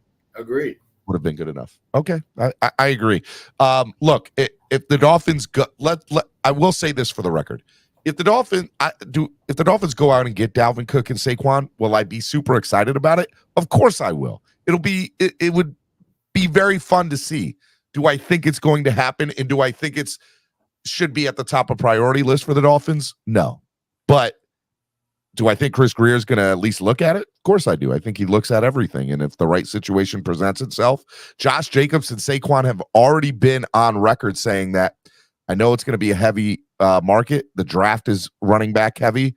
So the teams don't need to spend a lot of money on us, but we know we want to get paid a little bit more than what we're making now. And if teams can make that the right way, I 100% could see somebody like, Josh Jacobs and Saquon. To me, I feel like Josh Jacobs and Saquon, the Dalvin Cook thing, I don't think it has a lot of legs to it. I know people want to see it, but I agree. I just want to say I agree with you. I'd like to see Jeff Wilson and Raheem Mostert and upgrade the O-line. That's my priority. I totally agree. All right, next, Greg Little. Gone. Sammy Guevon, my boy, Sam. What's he make? Sammy Guevon's cap hit last year was $1.6 million, and he was a great special teams player. For $1.6 million, you probably bring him back, right? But again, does he fit in Vic Fangio's? It's going to be Vic Fangio's call, right? It's going to be. Right. Does he like the film on him? Is it going to be there?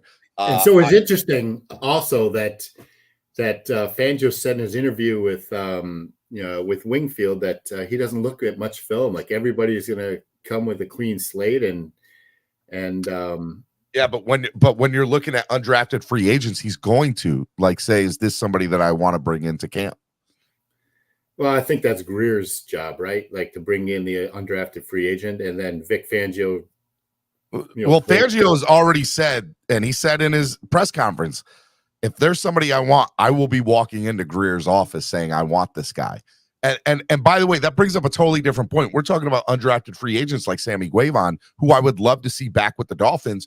But let's be honest, if there's a very similar or comparable player that Fangio's worked with in the past, whether it be with Denver or wherever he was before Denver, you don't think that he's going to call them up and say and have them get that contract that maybe Sammy Guevon would have got because he has experience with this player before too. So look, I want Sam, and I'd love to see him again in a Dolphins uniform. I like the kid a lot. But I feel like Sam, but he might not be here because Vic Fangio is going to bring in somebody of a comparable talent that he has a history with. I agree with that. So keep going. Thomas Morstead, got to re-sign him, right? What's the punter situation for us next year? Do you have to? I mean, listen, it seems like punters are you can find hanging off a tree and sign for as much as Morstead. I think he stays though. Look, he said a tweet at the end of this year that it was really fun playing in Miami. I enjoyed it. I don't know what the future holds, but it was so much fun playing here. My hope is that Thomas Morstead comes back. I would like to see him back. His 1.2 million was his cap hit last year. I think he'll want more. No, you sign him for the same. The guy had a luxury season. I say more, it'll be like 1.5 million. He'll get a $300,000 raise. Something like that. He'll get paid just a little bit more. It won't be anything of value, but he did great for us last year. He was I think he was a top 10 punter in the NFL. It's just off the top of my head. I don't know that for sure. I don't have the numbers in front of me, but I think he was. He didn't even kick a lot, so good for him. John Jenkins, defensive tackle. Replaceable. Would like to see him back. He is replaceable. He's that Sammy Guevon equivalent, right? Like, could totally see Vic Fangio bringing in. And so that was the Achilles heel of this Dolphins team, right? Like, their starters are good to start, like their top players 1 through 10, right? But their depth pieces, their second and third stringers were really what got this team in trouble last year. Like when starters went down, like when Teron Armstead went down, when like the backups, didn't do the job. And whether that's on McDaniel or just the talent evaluation of Greer, that's where this team needs to improve. So that's why I say Jenkins is irreplaceable. Trent Sherfield. You bring him back. McDaniel loves him. Yes. Justin Bethel. Nah. And real quick, hold on. Before I go to that, not only do I think McDaniel loves him, who's the guy we got from Dallas? Wide receiver, Wilson. I've seen rumors that Dallas wants him back, and I could see us trading him back to Dallas for 5th round, 6th round pick. The bag of footballs. Like, get rid of that guy. He had one good play all season. That was a kick return against Buffalo in the last game of the year. I 100% would love to see him get, traded back to Dallas, and that's all the more reason that Trent Sherfield will be here next year. Justin Bethel, corner. Gone. Jeff Wilson. Back. Yep, we agree that he's back. Brandon Shell. Remember, he started a lot this year. I think he's a really good backup piece who is a potential starter. $1.03 million cap hit last year. You sign him. 100% you sign him. 100%. If he wants to be here, who knows? Jerron Christian. Who? Nope. Exactly. River Craycraft. Training camp invite. Michael Dieter. Gone. Solvent. Well, hey, by the way, so you're saying that the Dolphins are going to address, whether it be free agency or draft, the offensive line. And for the reason I said, like the second and third string, the core, the middle of this roster needs to improve, and Dieter is a shining example of needing to improve. Salvin Ahmed, he's back. Zach ZSM Sports has said, there are like they both want each other back. So he said the Dolphins have reached out to Ahmed, and he'll be at least there in training camp. I'll tell you that. That's cool.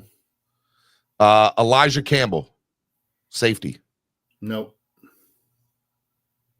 I thought he was decent at $895,000 was his. Well, I mean, is he a special teams, mid-tier player? Special Probably. teams guy, like I could see him coming back to that. John Lovett, fullback. Who? Trill Williams. Would love to see Trill back. And from everything I've read, Trill is like Trill on his social media says, can't wait to play for the Dolphins next year, stuff like that. So I think Trill's back too. He got hurt. He's $875,000, and he could potentially be a starter. I mean, the kid is good. 100%. And by the way, I could see him getting like a little over $1 million because like it was like, I know he got hurt before the season started, but he was going to start this season. He was going to be a starter. Yeah. At the beginning of the year. Van Ginkel. I think you bring him back. At $700,000, you definitely bring him back. Even if he gets a 1.1, like you bring him back. Good special teams guy too. And last, Myles Gaskin. It's either Ahmed or Gaskin, your choice. I think it's Sullivan. Those are all the unrestricted and restricted free agents. By the way, just real quick, Sullivan Ahmed's a restricted free agent. Elijah Campbell's a restricted free agent. John Levitt is a restricted free agent. And Trill Williams is a ERFA. I don't know what exclusive restricted free agent. Exclusive rights free agent. So yeah, Trill will be back. For sure. I didn't know that. I knew there was restricted. I didn't know there was exclusive restricted free agent. Exclusive rights free agent. Well, the Dolphins love him. I know that, as well as they should. So, by the way, I wasn't counting, but it sounds like we got 8 names out of there. Yeah. Right? So that leaves you with around 15 players you need to fill the roster with. We know 5 of them are coming from the draft, and maybe another 1 or 2 are undrafted free agents. So that's 7 plus. You got to pick up 8 players, either from that 8 additional players from that list that we didn't talk about, or from another team, a free agent. Man, look, it was really great going through this list. I enjoyed it because I think we kind of got a sense of where we're at. Here's the thing: we talk about players on the defensive side. We don't know with the unrestricted free agents. Forget the restricted free agents, the unrestricted ones that we talked about, because we don't know what Vic Fangio is looking for or what he wants. And I think that that's going to be a big thing when we look at $1 million, $2 million guys. There's going to be 2 or 3, maybe even 4 or 5 guys on this defensive side next year that we're going to be like, who? But Fangio knows. Fangio's seen the tapes of these guys and wants them playing in his system, and will be those guys at the end of the roster that'll be good on special teams and everything too. So I'm excited to see that as well. Agreed. Yeah. I totally agree. Yeah. All right. And something to think about here, when we're talking about the wide receiver position, Tyreek Hill and Water are locks, right? Mm-hmm. If is it Cedric? What's his name? Wilson. Cedric Wilson, yeah. He's not on the team. You've got River Craycraft and Trent Sherfield. I think Trent Sherfield's a lock. So let's count out Wilson and add Sherfield. So that's 3 wide receivers, right? And this team carried 5 on the roster, starting roster throughout the season, right? They kind of interchanged Craycraft, and towards the end of the season, Braylon Sanders and Eazy-E. And those 2 players were, rookies last year that made impressions at camp. Braylon Sanders got, 2 or 3 games worth of playing time this past season, and they like him. And so you can honestly say, like, the wide receiver room is pretty much done. And maybe they bring in another, undrafted free agent. I doubt they spend any draft capital on him. So that's a position where you're pretty solid at. You don't have to worry. All right. So what Miami Sports Music's #1 Miami fan morning show, Clock Blockers, right here on the Miami Sports Music Podcast Network.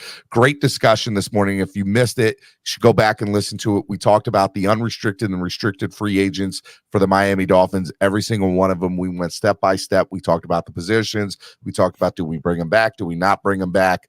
We really got into it. What I want to do now, and by the way, if you liked all the content this morning, hit the like button and donate to the channel. Help the channel grow. We can't grow without your help. Donations are greatly appreciated. It's how we get to do this. All the work, all the time, energy, money spent into this. So donations are greatly appreciated. I want to get into potential NFL free agents, Cameron. And say, are any of these top tier free agents somebody that the Dolphins might go after? Because I think we can all agree there's probably about 7 or 8 free agents that we probably signed that are not with the Dolphins, right? Maybe 6. 6. Okay. You ready to go through some of these? I'm not going to go through every one of them, but I'm going to go through certain positions and certain people. Yeah, go ahead. Left tackle Orlando Brown Jr. was with Kansas City last year. His contract was $16.6 million. What do you see with Orlando Brown? Is it somebody, that is a guy that, I know we already have left tackle with Teron Armstead, but, is that somebody that, hey, are you willing to move? Can we move you to another position? We'd love to bring you in, shore up this offensive line. What about Orlando? So he's clearly the top free agent tackle available. He's 32 years old. He's going to get $22.5 Oh, he's not. He's 26 years old. Orlando Brown Jr. is 26, according to Sport Tracker. His NFL ranks 32. My bad. He is somebody to me. Like what is Teron Armstead's contract? Like, what does that look like? Do you pay Orlando Brown that Teron Armstead money? Teron Armstead's contract is oh my God, his cap hit next year is $21 million this upcoming season. His cap hit. So we gotta think that so his base salary next year is $9 million. His signing bonus is 2.4. And if he makes the roster, it's 8.7. So, man, that's. I think you renegotiate if you can with Armstead. Hey, look, were you willing to renegotiate your deal? We'll give you more money up front. So that's a big assumption. But so when it pertains to Orlando, $21 million is a big ass cap hit, and if you release him, by the way, which we won't. But he'd be a $26 million cap hit. So you can't release him. You got to renegotiate his deal. Yep. And then who's to say he's willing to do that, right? Correct. And Orlando Brown's projected salary 22.4. Yeah. That's staggering. Now, with that being said, last year, Teron Armstead's base salary was $1.1 million. And what is it next year? $9 million. So you sign Orlando Brown to a similar deal? Yep. And you let him be cheap, and get him a big signing bonus. Give him a big ass signing bonus. So think about it. So looking down this list, Orlando Brown is the top left tackle, which is a position of need for this team. Mm-hmm. Does Armstead play right tackle? No, not necessarily. So George Fant plays right tackle. Played for the Jets last year. He's the next right tackle. He's the right tackle that's next in market value. His annual salary estimation is $3.3 million. His right tackle rank is 20th. Where was Austin Jackson? No idea, but it wasn't that high. I guarantee Where that. Where was Brandon Shell? Where was anybody that they weren't up there at all? Exactly. So for $3.3 million, he's somebody you consider. Walt Dog, by the way, says Teron Armstead, Bradley Chubb, Tyreek Hill, Connor Williams, Emmanuel Ogbah, Jerome Baker, all will get renegotiated deals to create cap space. If Greer pulls that off, like there should be no Chris Greer slander, none, because the man is a genius. If he does that, I personally will never ever say anything bad about that man again, with the exception of talent evaluation. That's it. Great GM. If he does that, Walt Dog, let's go. All about it. About it. All right. Taylor Lewan. Bye. Pass. Zach Cunningham, inside linebacker, made $14.5 million last year with the Tennessee Titans. So let me ask you this. So let's concentrate on the offensive line, because that's clearly a position in need, right? Correct. So right tackle is where we're talking about, right? Yep. If Connor Williams played really well at the center position, but if you could sign somebody like Jason Kelce, Jason Kelce's not leaving Philadelphia. No, hell no, he's not. But it could be his opportunity to get the bag. He just, Kelsey's going to stay in Philadelphia to win a Super Bowl. All right. What about Connor McGovern? Where was he last year? He was a center for the Jets. He's 29 years old, and he's ranked third center. If they go out and get Derek Carr or Aaron Rodgers, no way he's leaving. Going to keep him. Well, he's a free agent, so you got to. You don't think the Jets will make that a priority if they go out and get a big-time quarterback? If they don't, then yes, I could see him going. I'm just throwing out some names because this is what's available. Austin Blythe is a center, but as far as Austin Blythe? So he's a center for Seattle. Mike McGlinchey is interesting, right? He's 28 years old. He came from Notre Dame. He was a first-round draft pick. He's somebody that could be on the radar. Mike, I don't see. And he played for San Francisco. I've heard that name before already. Mike McGlinchey. Here we go. Right tackle. $14.8 million is his average annual estimated salary, which they can afford. Number 7 right tackle rank. So his cap hit last year was $10 million. $6 million the year before that. Statistics. He played 16 games last year, 987 snaps, played 95% of the snaps. The year before that, he only played 8 games. And the year before that, he played 16. But he's somebody who's very familiar with Mike McDaniel's offense. Mike McGlinchey. You think adding him would be and maybe another veteran offensive lineman somewhere? Would that be enough for you to be satisfied on the Dolphins' offensive line? It's a clear upgrade at offensive line. So Robert Hunt, Teron Armstead, and Connor Williams are clearly your 3 entrenched in starting positions. Correct. You add McGlinchey to right tackle. For right tackle, and then you make it work in the guard position. If you can go out and get a center, you can move Connor Williams back to guard. I think you look at right tackle and center are the 2 positions that they should go look at. Am I correct in that assumption? Because you can move Connor Williams out of center. You agree? You could, if the right opportunity arose, but I think it's more of a glaring need at that right tackle position. I don't disagree with you on that, but so here's the other thing. We're sitting here talking about the running back situation. Let's say the Dolphins. Let's play this what if scenario. If the Dolphins do go out and get a Saquon Barkley or Dalvin Cook, what are the odds that they go after a McGlinchey or somebody like that? Do they even bother addressing it? No, because that's my point. The position of need, a priority. I understand what the position. I'm playing the what if game. If they go out and get a running back Well, why would they do that? Because the position of the priority is offensive line.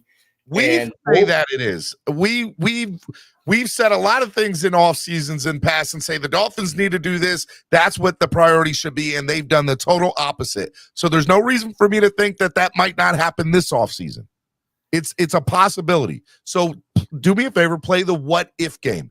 If Barkley or Dalvin Cook or Josh Jacobs sign here in Miami, what does that say about potential free? Like, how do the Dolphins, do they go after a high value, or do they say no because we just spent all this money on Dalvin Cook, Saquon, or Josh Jacobs? Because you still, by the way, we haven't even got into it yet, an inside linebacker that Vic Fangio desperately wants and needs and is going to pay. Well, we already said this. So the defense, in our eyes, is going to get the bulk of the spend, right? And and justly so. But offensive line is where the money needs to be spent. They cannot possibly go out and expect Josh Jacobs, Barkley, or Dalvin Cook to produce like they did, in their former places behind our offensive line. If you don't invest in our offensive line first, then it doesn't matter who you throw back there. It could be, it could be Jim Brown, O.J. Simpson, and Herschel Walker, and it's not going to matter.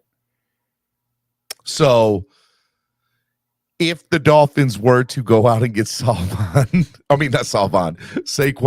Josh Jacobs, or Dalvin, are you like questioning everything Chris Grier does at that point? Are you yes! How could you make a move like that and not make the priority the O-line?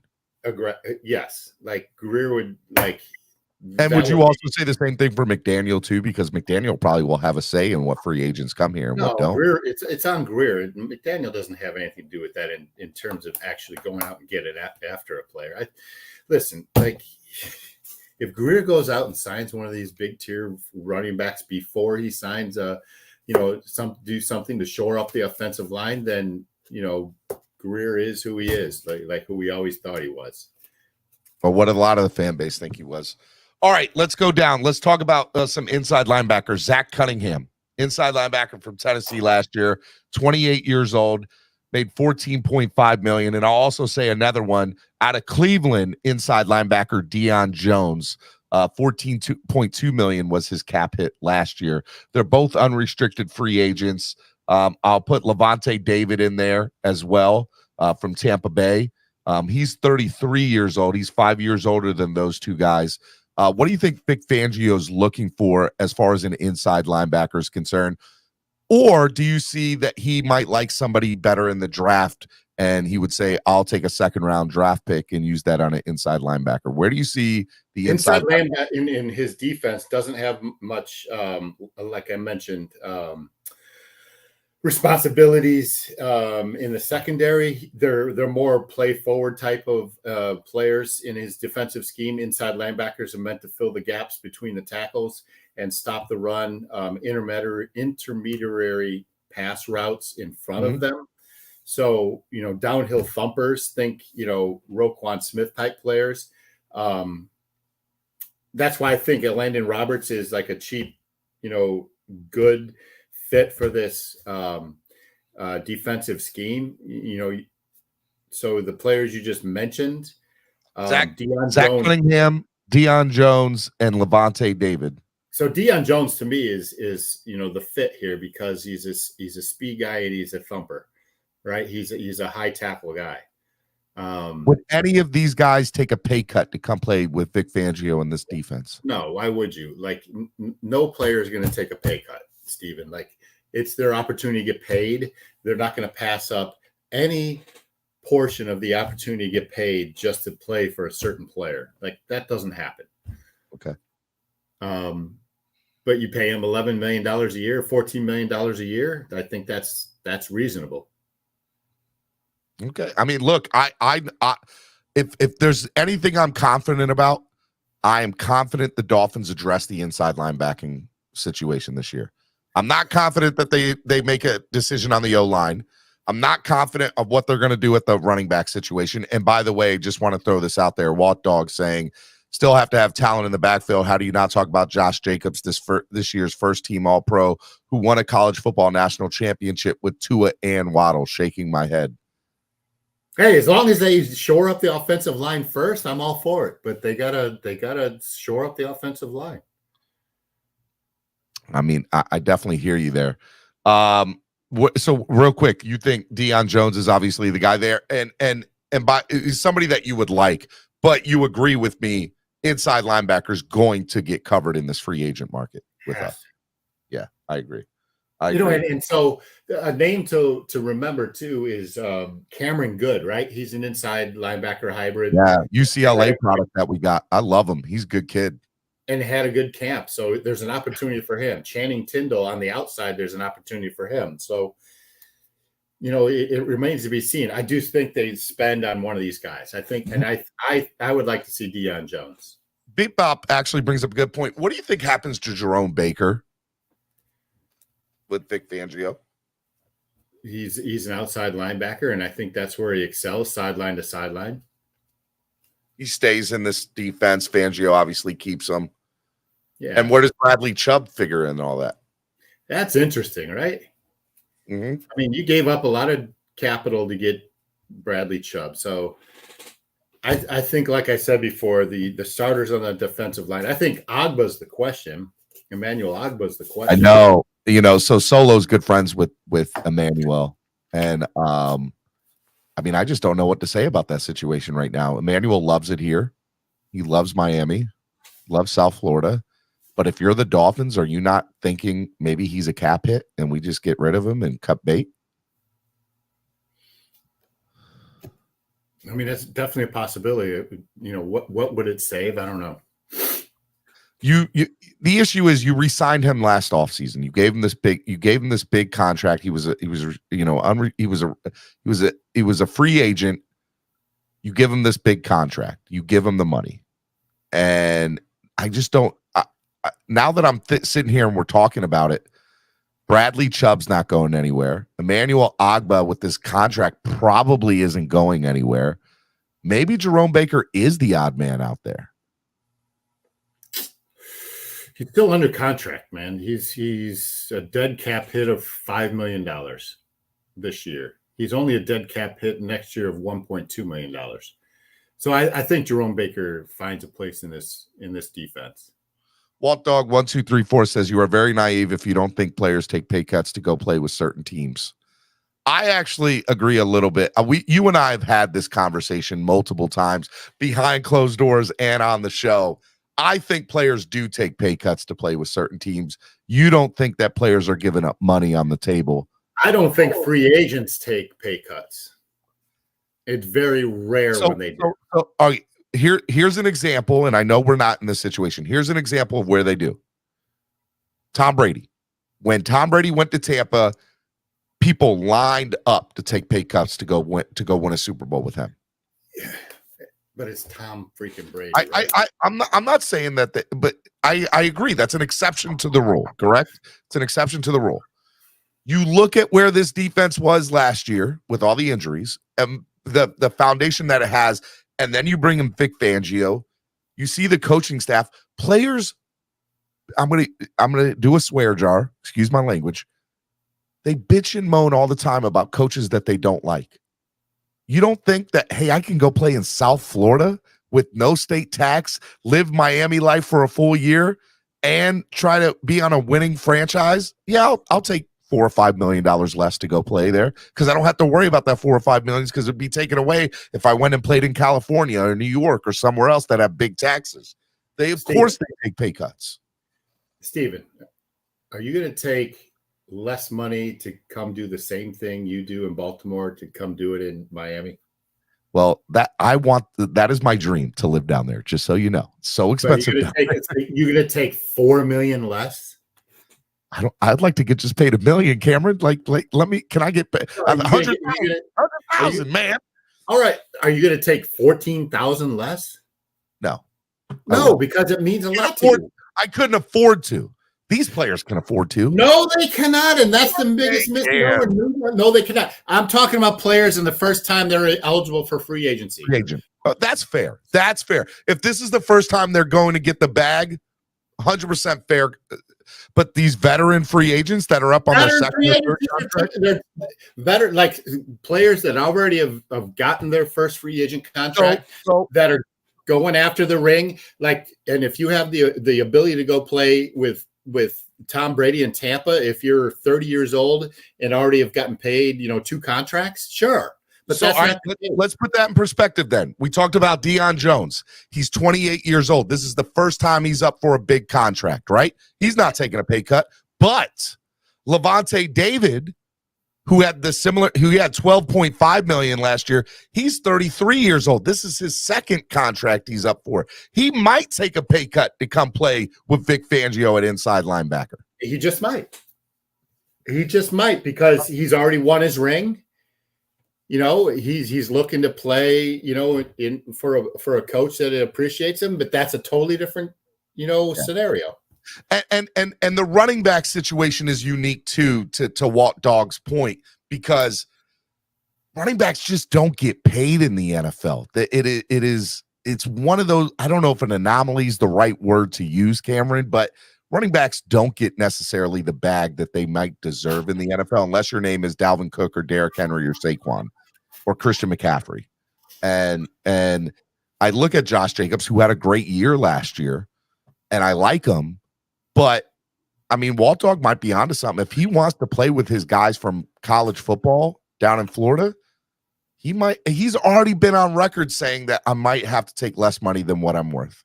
He's already said it on record, and I agree with you. I do now. And let me say this. It might be that they have to sign a running back before they get the offensive lineman, but they need to address both. They need to address the offensive line. So if they go out and get Saquon, Dalvin, or Josh Jacobs, we better see a signing behind that of an offensive lineman of starting value. And I am talking about the first opportunity a free agent has to get that bag. These players play in a very short window of opportunity to make as much money as they possibly can. You got to remind yourself that these guys don't get paid throughout the season. They get paid on game day checks only. And, for their contract. Guaranteed money, signing bonuses are different. So these guys have very short-lived windows to make as much money as they possibly can. And remind yourself that they're not just playing for themselves. They're playing for their immediate family, their extended family, the hangers-on, their agents, everybody. They got their mitts in that bag as well. Let's talk a little bit about safety position for the Miami Dolphins. What did you think about, with the exception of Javon, who's amazing and absolutely unbelievable, what did you see the depth and everything for the Dolphins at safety position last year? Well, I mean, injuries devastated the whole secondary. Like Brandon Jones, if he's playing and Byron Jones plays, the defense is in a much different position, right? Mm-hmm. Last year. So Brandon Jones is definitely coming back and again will play a very important part of the defensive secondary along with Javon Holland. Well, I asked that for this reason. There's a couple of names I want to throw out at you that are going to be free agents.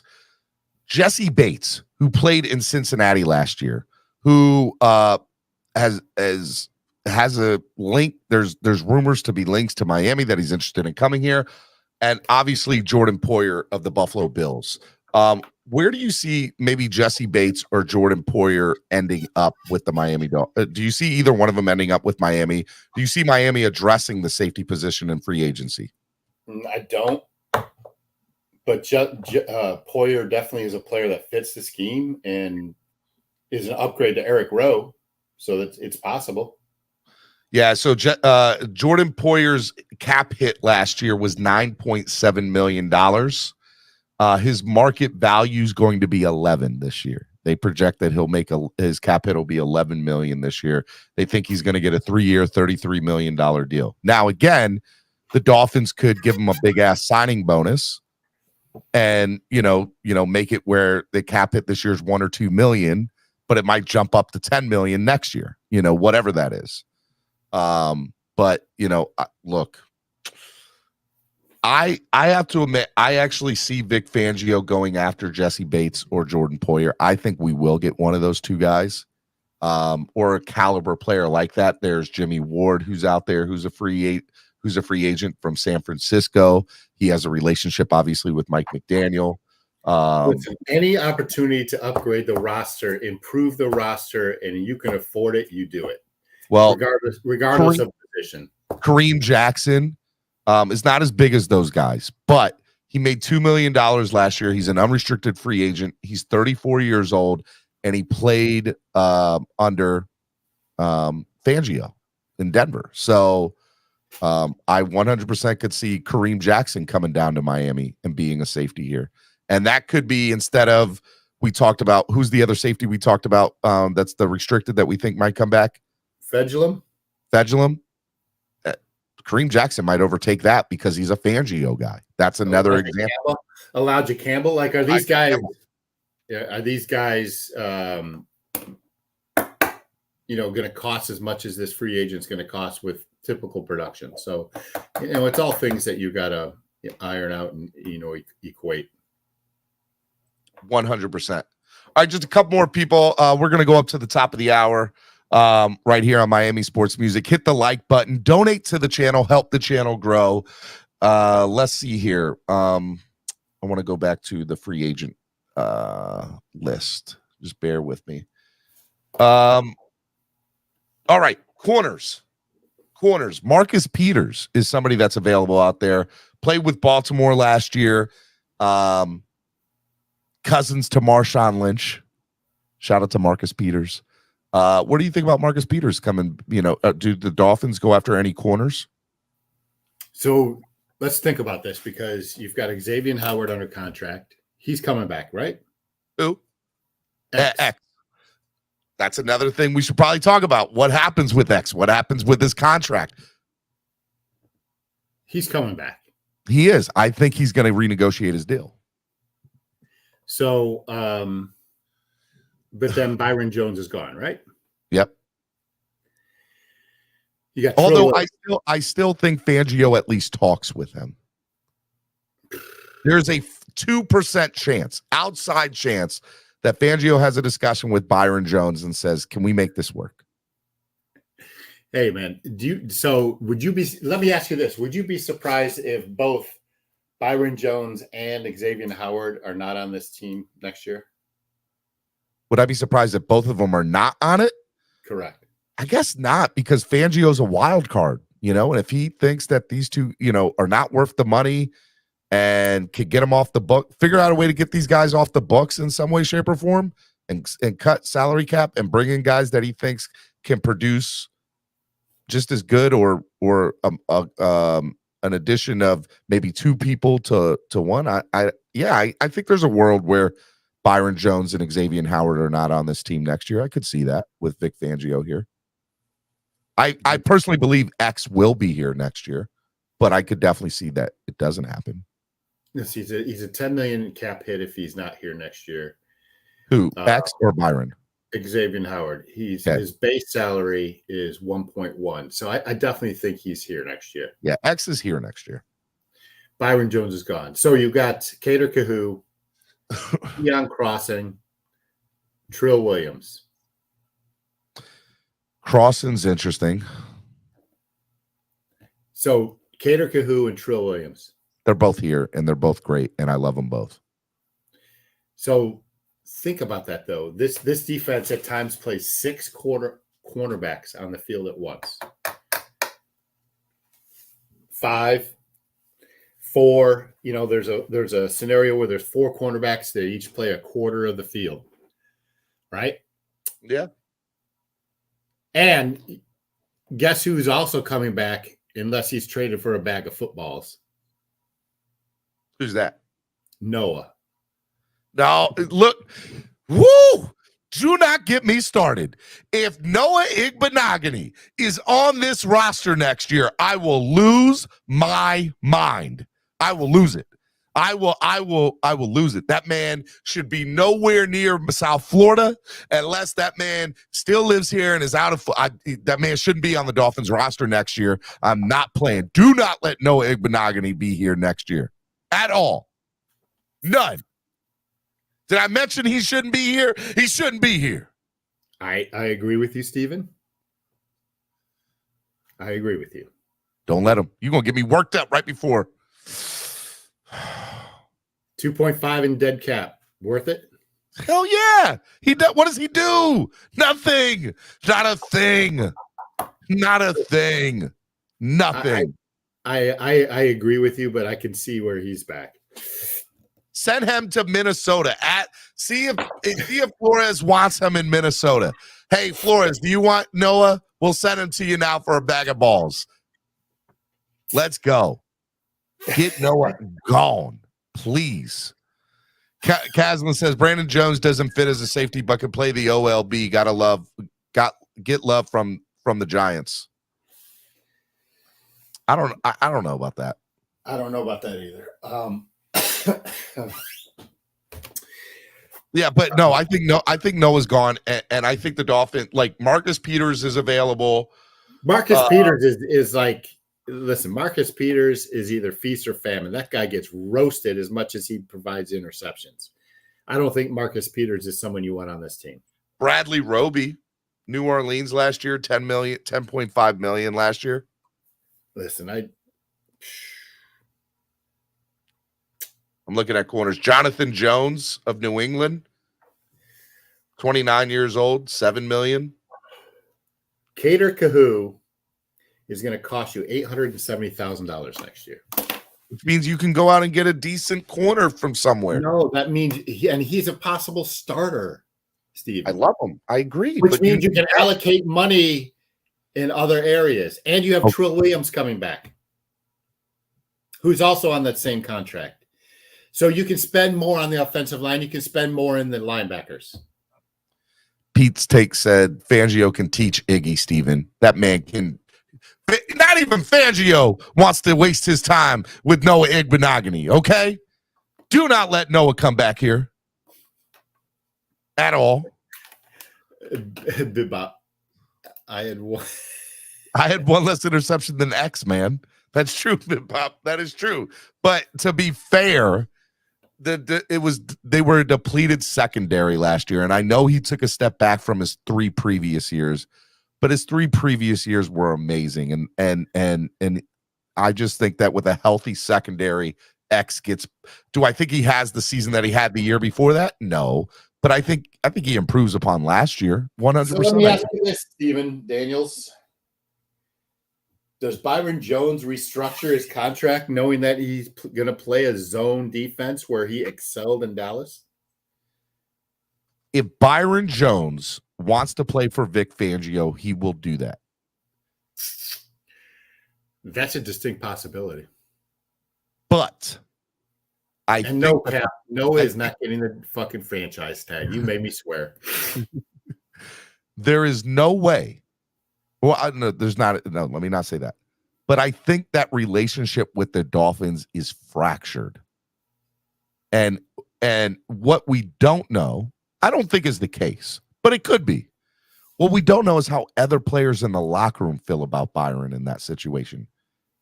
Because if the players are pissed off that he didn't come back and play with them, and I'm not saying that is the case.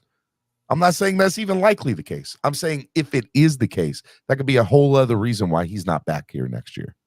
Whether Fangio's here, with Fangio here or not, So you're right, Chalk Von Straw. He said, Fangio said everyone has a clean slate. Now it's unknown if Greer feels that way, but if we are keeping Jackson, I see Iggy going. Staying. No, Iggy's not staying. No way. Walt Dog says 11 to 15 million on Josh at running back, 4 to 8 million on IOL, interior offensive line.